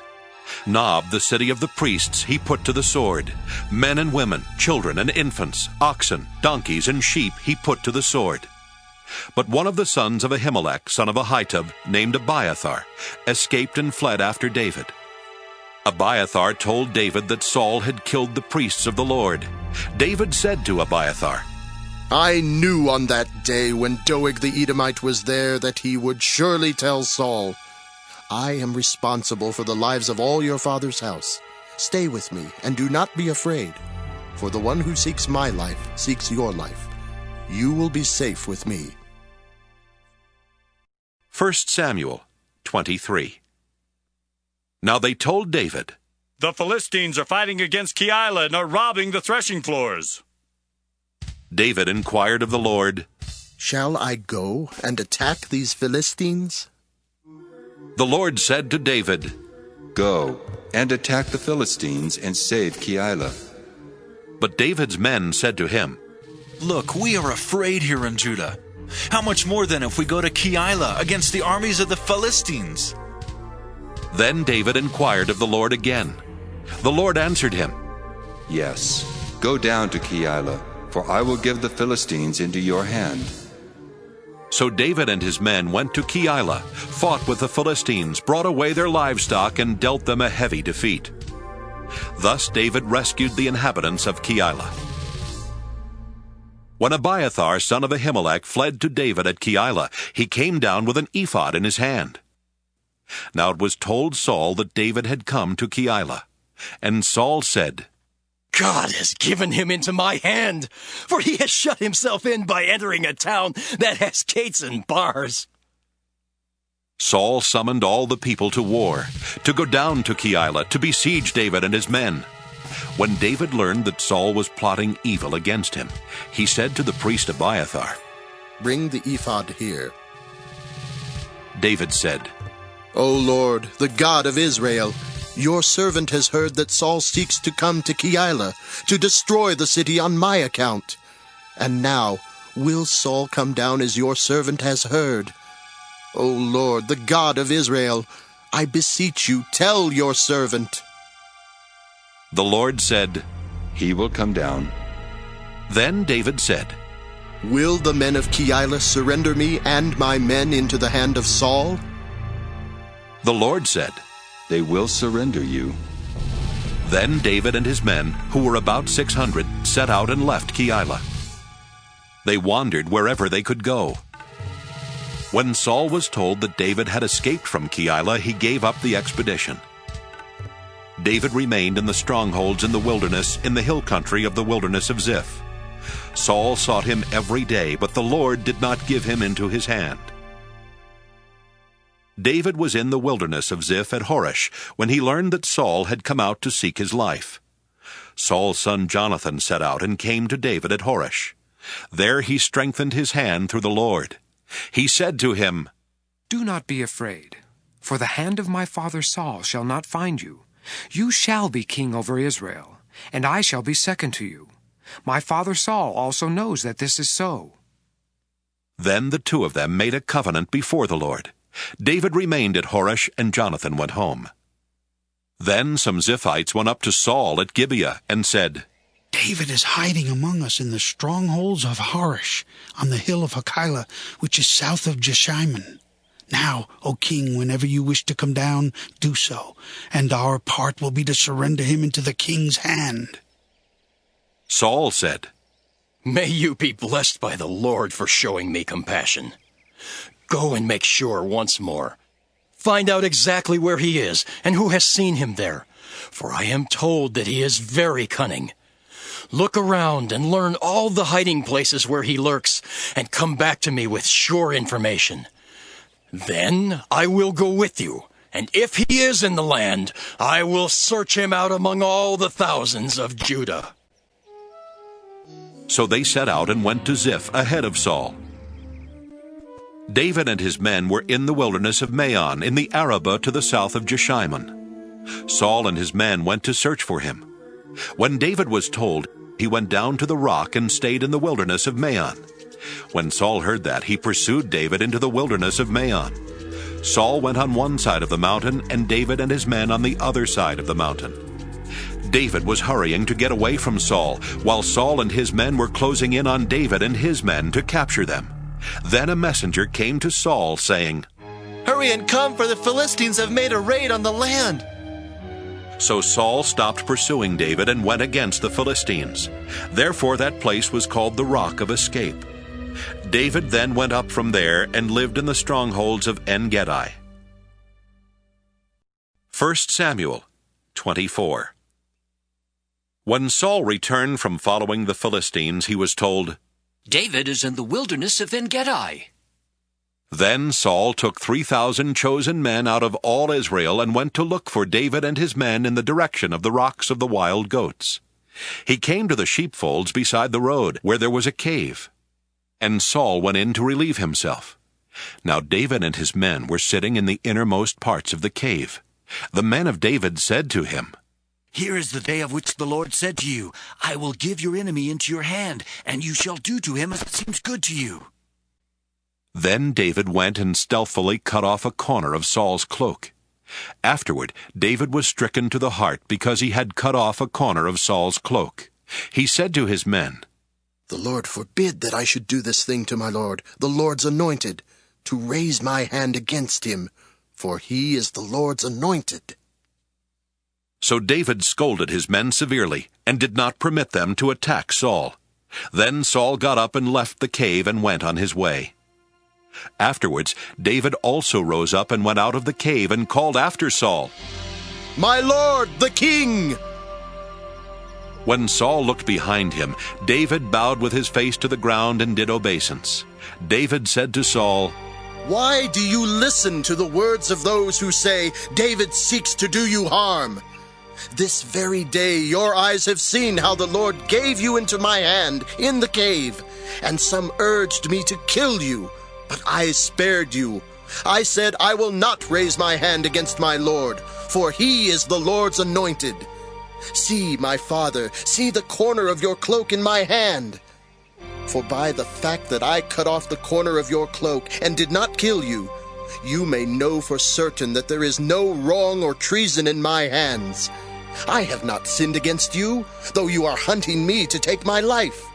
May the Lord judge between me and you. May the Lord avenge me on you. But my hand shall not be against you. As the ancient proverb says, out of the wicked comes forth wickedness, But my hand shall not be against you. Against whom has the king of Israel come out? Whom do you pursue? A dead dog? A single flea? May the Lord therefore be judge, and give sentence between me and you. May he see to it, and plead my cause, and vindicate me against you. When David had finished speaking these words to Saul, Saul said, "Is this your voice, my son David?" Saul lifted up his voice and wept. He said to David, "You are more righteous than I, for you have repaid me good, whereas I have repaid you evil. Today you have explained how you have dealt well with me, in that you did not kill me when the Lord put me into your hands. For who has ever found an enemy and sent the enemy safely away? So may the Lord reward you with good for what you have done to me this day. Now I know that you shall surely be king, and that the kingdom of Israel shall be established in your hand. Swear to me, therefore, by the Lord, that you will not cut off my descendants after me, and that you will not wipe out my name from my father's house." So David swore this to Saul. Then Saul went home, but David and his men went up to the stronghold. 1 Samuel 25. Now Samuel died, and all Israel assembled and mourned for him. They buried him at his home in Ramah. Then David got up and went down to the wilderness of Paran. There was a man in Maon whose property was in Carmel. The man was very rich. He had 3,000 sheep and 1,000 goats. He was shearing his sheep in Carmel. Now the name of this man was Nabal, and the name of his wife Abigail. The woman was clever and beautiful, but the man was surly and mean. He was a Calebite. David heard in the wilderness that Nabal was shearing his sheep. So David sent 10 young men. And David said to the young men, "Go up to Carmel, and go to Nabal and greet him in my name. Thus you shall salute him. Peace be to you, and peace be to your house, and peace be to all that you have. I hear that you have shearers. Now your shepherds have been with us, and we did them no harm, and they missed nothing all the time they were in Carmel. Ask your young men, and they will tell you. Therefore let my young men find favor in your sight, for we have come on a feast day. Please give whatever you have at hand to your servants and to your son David." When David's young men came, they said all this to Nabal in the name of David, and then they waited. But Nabal answered David's servants, "Who is David? Who is the son of Jesse? There are many servants today who are breaking away from their masters. Shall I take my bread and my water and the meat that I have butchered for my shearers and give it to men who come from I do not know where?" So David's young men turned away and came back and told him all this. David said to his men, "Every man strap on his sword." And every one of them strapped on his sword. David also strapped on his sword, and about 400 men went up after David, while 200 remained with the baggage. But one of the young men told Abigail, Nabal's wife, "David sent messengers out of the wilderness to salute our master, and he shouted insults at them. Yet the men were very good to us, and we suffered no harm, and we never missed anything when we were in the fields, as long as we were with them. They were a wall to us, both by night and by day, all the while we were with them keeping the sheep. Now therefore know this and consider what you should do, for evil has been decided against our master and against all his house. He is so ill-natured that no one can speak to him." Then Abigail hurried and took 200 loaves, 2 skins of wine, 5 sheep ready dressed, 5 measures of parched grain, 100 clusters of raisins, and 200 cakes of figs. She loaded them on donkeys and said to her young man, "Go on ahead of me. I am coming after you." But she did not tell her husband Nabal. As she rode on the donkey and came down under cover of the mountain, David and his men came down toward her, and she met them. Now David had said, Surely it was in vain that I protected all that this fellow has in the wilderness, so that nothing was missed of all that belonged to him. But he has returned me evil for good. God do so to David, and more also, if by morning I leave so much as one male of all who belong to him." When Abigail saw David, she hurried and alighted from the donkey, fell before David on her face, bowing to the ground. She fell at his feet and said, "Upon me alone, my lord, be the guilt. Please let your servant speak in your ears and hear the words of your servant. My lord, do not take seriously this ill-natured fellow Nabal, for as his name is, so is he. Nabal is his name, and folly is with him. But I, your servant, did not see the young men of my lord whom you sent. Now then, my lord, as the Lord lives, and as you yourself live, since the Lord has restrained you from blood guilt, and from taking vengeance with your own hand, now let your enemies and those who seek to do evil to my lord be like Nabal. And now let this present that your servant has brought to my lord be given to the young men who follow my lord. Please forgive the trespass of your servant, for the Lord will certainly make my lord a sure house, because my lord is fighting the battles of the Lord, and evil shall not be found in you so long as you live. If anyone should rise up to pursue you and to seek your life, the life of my lord shall be bound in the bundle of the living under the care of the Lord your God. But the lives of your enemies he shall sling out as from the hollow of a sling. When the Lord has done to my lord according to all the good that he has spoken concerning you, and has appointed you prince over Israel, my lord shall have no cause of grief or pangs of conscience for having shed blood without cause, or for having saved himself. And when the Lord has dealt well with my lord, then remember your servant." David said to Abigail, "Blessed be the Lord, the God of Israel, who sent you to meet me today. Blessed be your good sense, and blessed be you, who have kept me today from blood guilt, and from avenging myself by my own hand. For as surely as the Lord, the God of Israel, lives, who has restrained me from hurting you, unless you had hurried and come to meet me, truly by morning there would not have been left to Nabal so much as one male." Then David received from her hand what she had brought him. He said to her, "Go up to your house in peace. See, I have heeded your voice, and I have granted your petition." Abigail came to Nabal. He was holding a feast in his house, like the feast of a king. Nabal's heart was merry within him, for he was very drunk. So she told him nothing at all until the morning light. In the morning, when the wine had gone out of Nabal, his wife told him these things, and his heart died within him. He became like a stone. About 10 days later, the Lord struck Nabal, and he died. When David heard that Nabal was dead, he said, "Blessed be the Lord, who has judged the case of Nabal's insult to me, and has kept back his servant from evil. The Lord has returned the evil-doing of Nabal upon his own head." Then David sent and wooed Abigail to make her his wife. When David's servants came to Abigail at Carmel, they said to her, "David has sent us to you, to take you to him as his wife." She rose and bowed down with her face to the ground and said, "Your servant is a slave to wash the feet of the servants of my lord." Abigail got up hurriedly and rode away on a donkey. Her 5 maids attended her. She went after the messengers of David and became his wife. David also married Ahinoam of Jezreel. Both of them became his wives. Saul had given his daughter Michal, David's wife, to Paltai, son of Laish, who was from Galim. 1 Samuel 26. Then the Ziphites came to Saul at Gibeah, saying, "David is in hiding on the hill of Hakilah, which is opposite Jeshimon." So Saul rose and went down to the wilderness of Ziph with 3,000 chosen men of Israel to seek David in the wilderness of Ziph.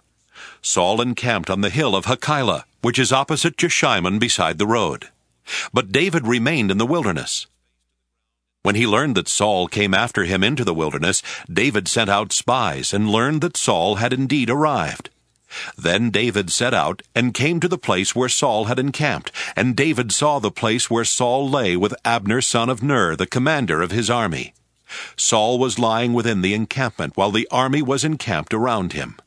Then David said to Ahimelech the Hittite, and to Joab's brother Abishai son of Zeruiah, "Who will go down with me into the camp to Saul?"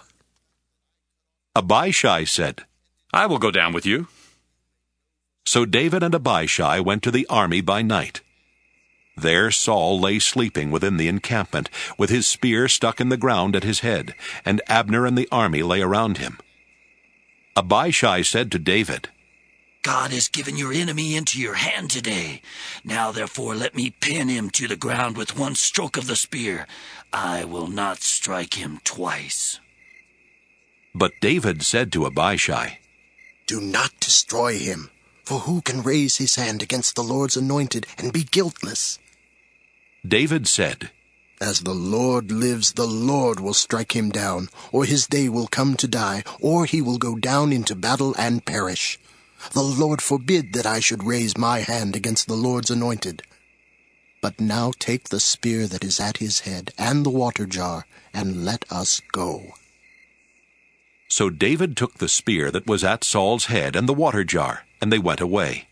No one saw it or knew it, nor did anyone awake, for they were all asleep, because a deep sleep from the Lord had fallen upon them. Then David went over to the other side and stood on top of a hill far away with a great distance between them. David called to the army and to Abner son of Ner, saying, "Abner, will you not answer?" Then Abner replied, "Who are you that calls to the king?" David said to Abner, "Are you not a man? Who is like you in Israel? Why then have you not kept watch over your lord the king? For one of the people came in to destroy your lord the king. This thing that you have done is not good. As the Lord lives, you deserve to die, because you have not kept watch over your Lord, the Lord's anointed. See now, where is the king's spear, or the water jar that was at his head?" Saul recognized David's voice and said, "Is this your voice, my son David?" David said, "It is my voice, my lord, O king." And he added, "Why does my lord pursue his servant? For what have I done? What guilt is on my hands? Now therefore let my lord the king hear the words of his servant. If it is the Lord who has stirred you up against me, may he accept an offering. But if it is mortals, may they be cursed before the Lord, for they have driven me out today from my share in the heritage of the Lord, saying, 'Go, serve other gods.'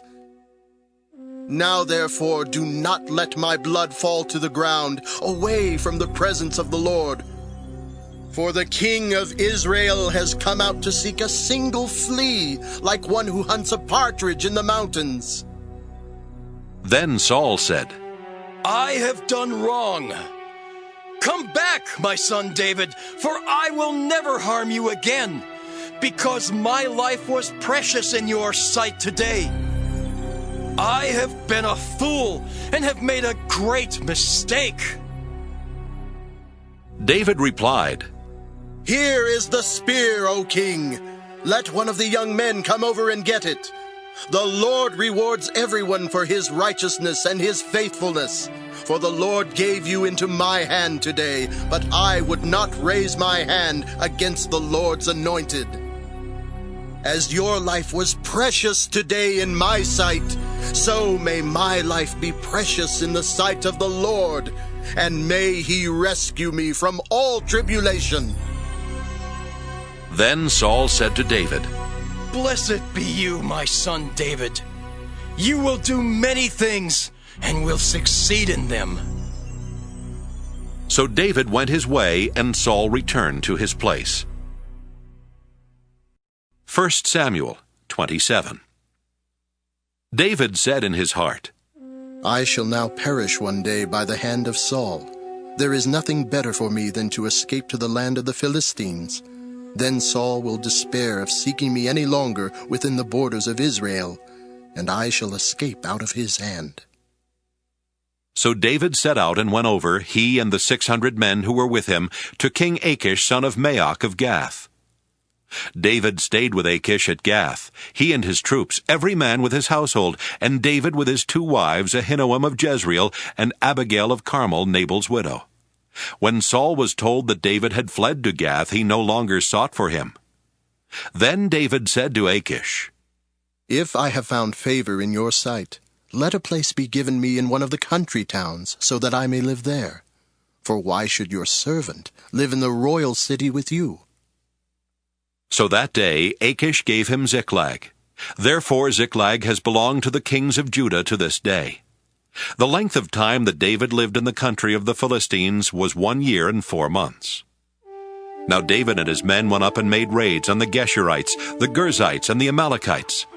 For these were the landed settlements from Telam on the way to Shur and on to the land of Egypt. David struck the land, leaving neither man nor woman alive, but took away the sheep, the oxen, the donkeys, the camels, and the clothing, and came back to Achish.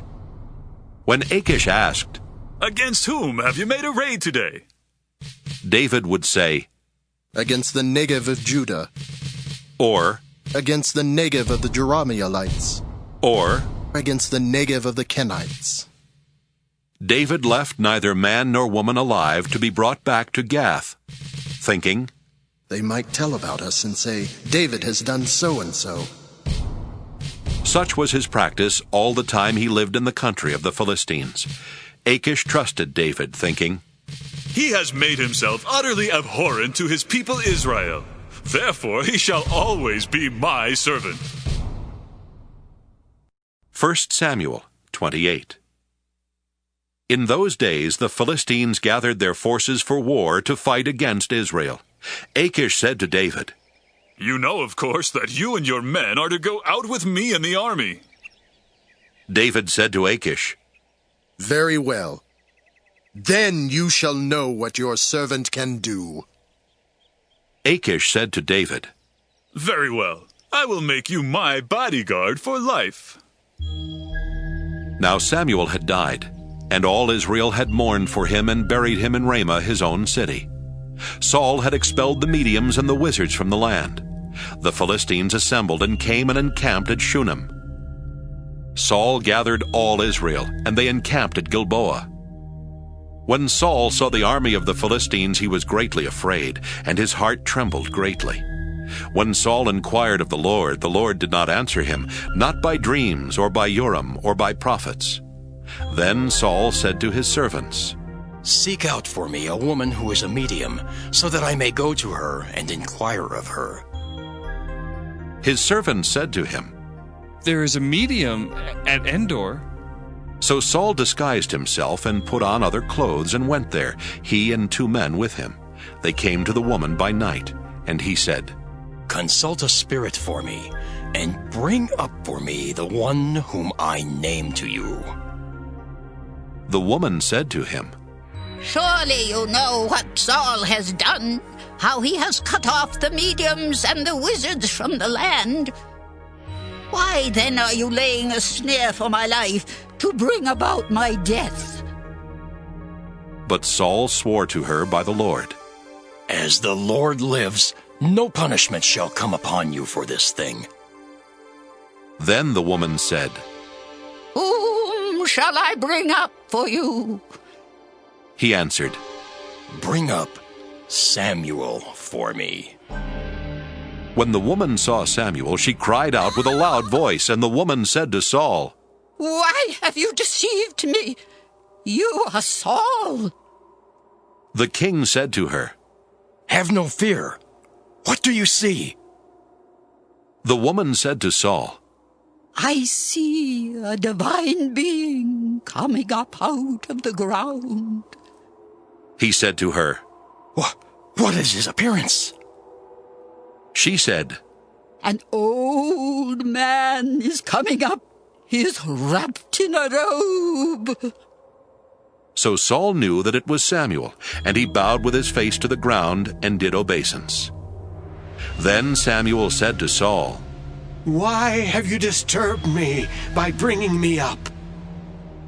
Saul answered, "I am in great distress, for the Philistines are warring against me, and God has turned away from me and answers me no more, either by prophets or by dreams. So I have summoned you to tell me what I should do."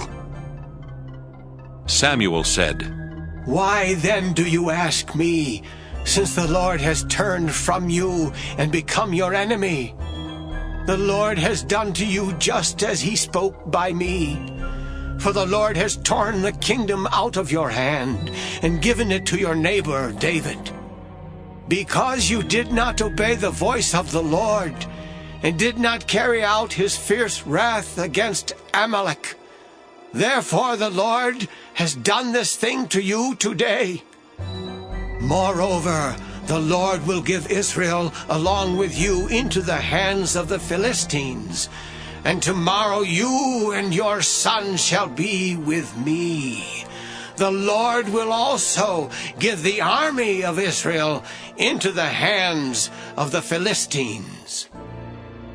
Immediately Saul fell full length on the ground, filled with fear because of the words of Samuel, and there was no strength in him, for he had eaten nothing all day and all night.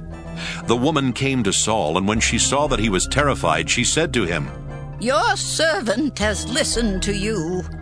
I have taken my life in my hand, and have listened to what you have said to me. Now, therefore, you also listen to your servant. Let me set a morsel of bread before you. Eat, that you may have strength when you go on your way. He refused and said, "I will not eat." But his servants, together with the woman, urged him, and he listened to their words. So he got up from the ground and sat on the bed. Now the woman had a fatted calf in the house. She quickly slaughtered it and took flour, kneaded it, and baked unleavened cakes. She put them before Saul and his servants, and they ate. Then they rose and went away that night. 1 Samuel 29. Now the Philistines gathered all their forces at Aphek, while the Israelites were encamped by the fountain that was in Jezreel. As the lords of the Philistines were passing on by hundreds and by thousands, and David and his men were passing on in the rear with Achish, the commanders of the Philistines said, "What are these Hebrews doing here?" Achish said to the commanders of the Philistines, "Is this not David, the servant of King Saul of Israel, who has been with me now for days and years? Since he deserted to me, I have found no fault in him to this day." But the commanders of the Philistines were angry with him. And the commanders of the Philistines said to him, "Send the man back so that he may return to the place that you have assigned to him. He shall not go down with us to battle, or else he may become an adversary to us in the battle. For how could this fellow reconcile himself to his Lord? Would it not be with the heads of the men here? Is this not David, of whom they sing to one another in dances? Saul has killed his thousands, and David his 10,000s? Then Achish called David and said to him, "As the Lord lives, you have been honest, and to me it seems right that you should march out and in with me in the campaign. For I have found nothing wrong in you from the day of your coming to me until today.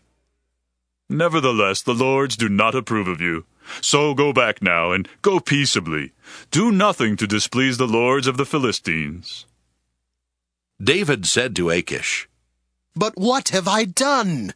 What have you found in your servant from the day I entered your service until now, that I should not go and fight against the enemies of my lord the king?"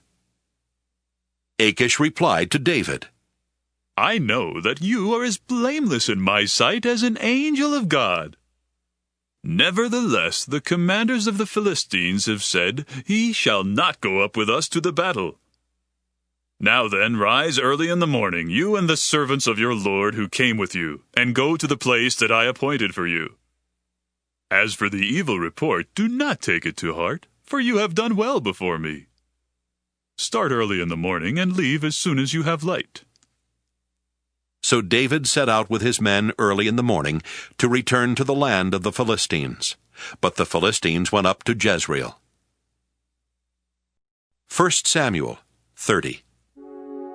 Now when David and his men came to Ziklag on the third day, the Amalekites had made a raid on the Negev and on Ziklag.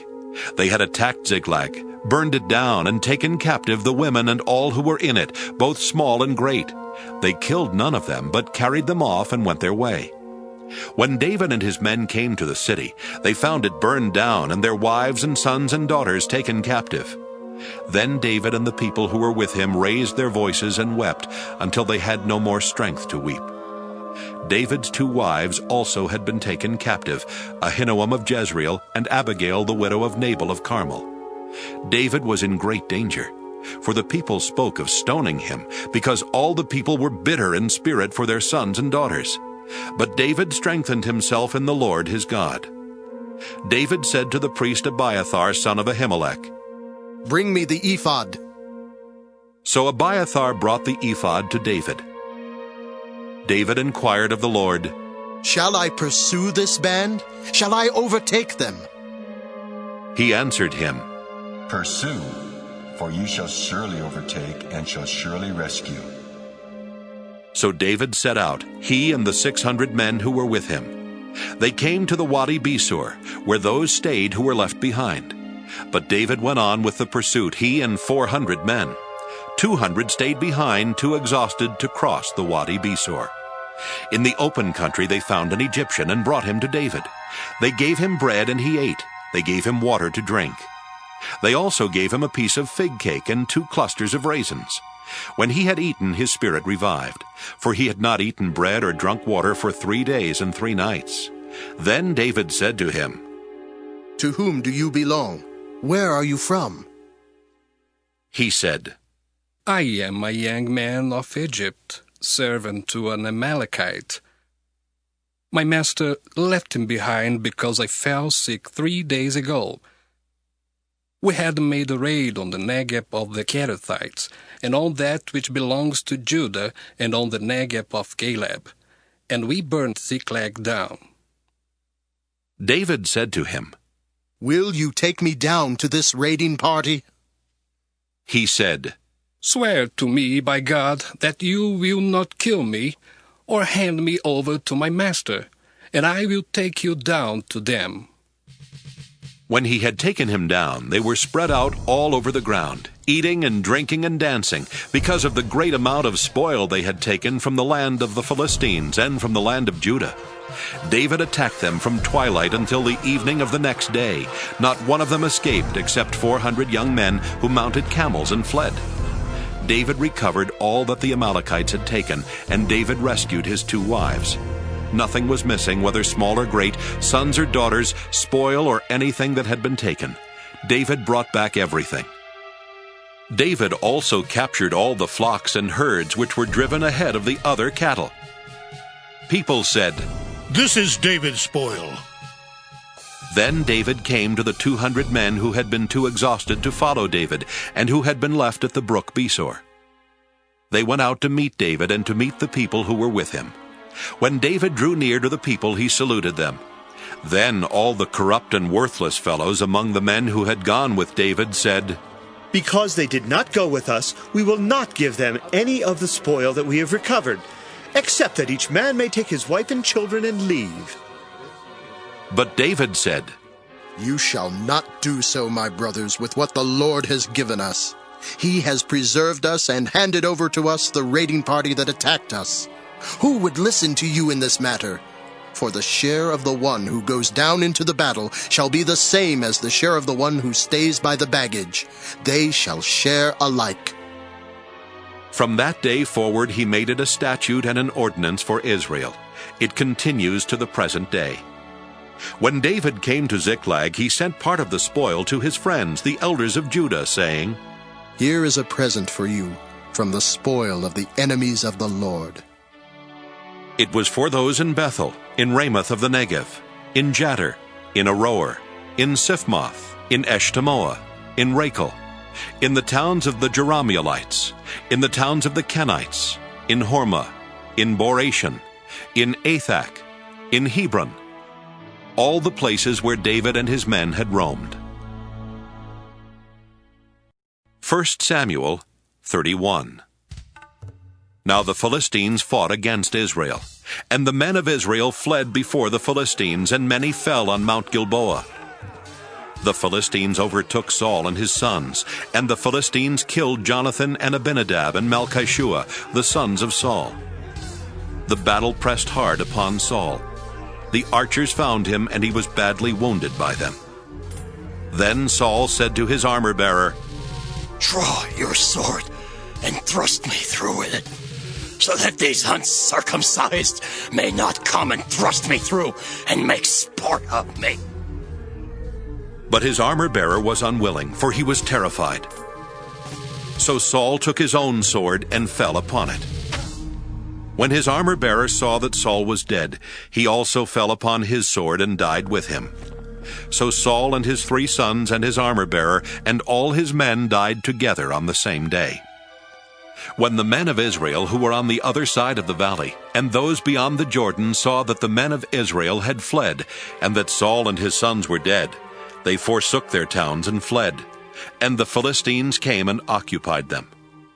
The next day, when the Philistines came to strip the dead, they found Saul and his 3 sons fallen on Mount Gilboa. They cut off his head, stripped off his armor, and sent messengers throughout the land of the Philistines to carry the good news to the houses of their idols and to the people. They put his armor in the temple of Astarte, and they fastened his body to the wall of Bethshan. But when the inhabitants of Jabesh-Gilead heard what the Philistines had done to Saul, all the valiant men set out, traveled all night long, and took the body of Saul and the bodies of his sons from the wall of Bethshan. They came to Jabesh and burned them there. Then they took their bones and buried them under the tamarisk tree in Jabesh, and fasted 7 days.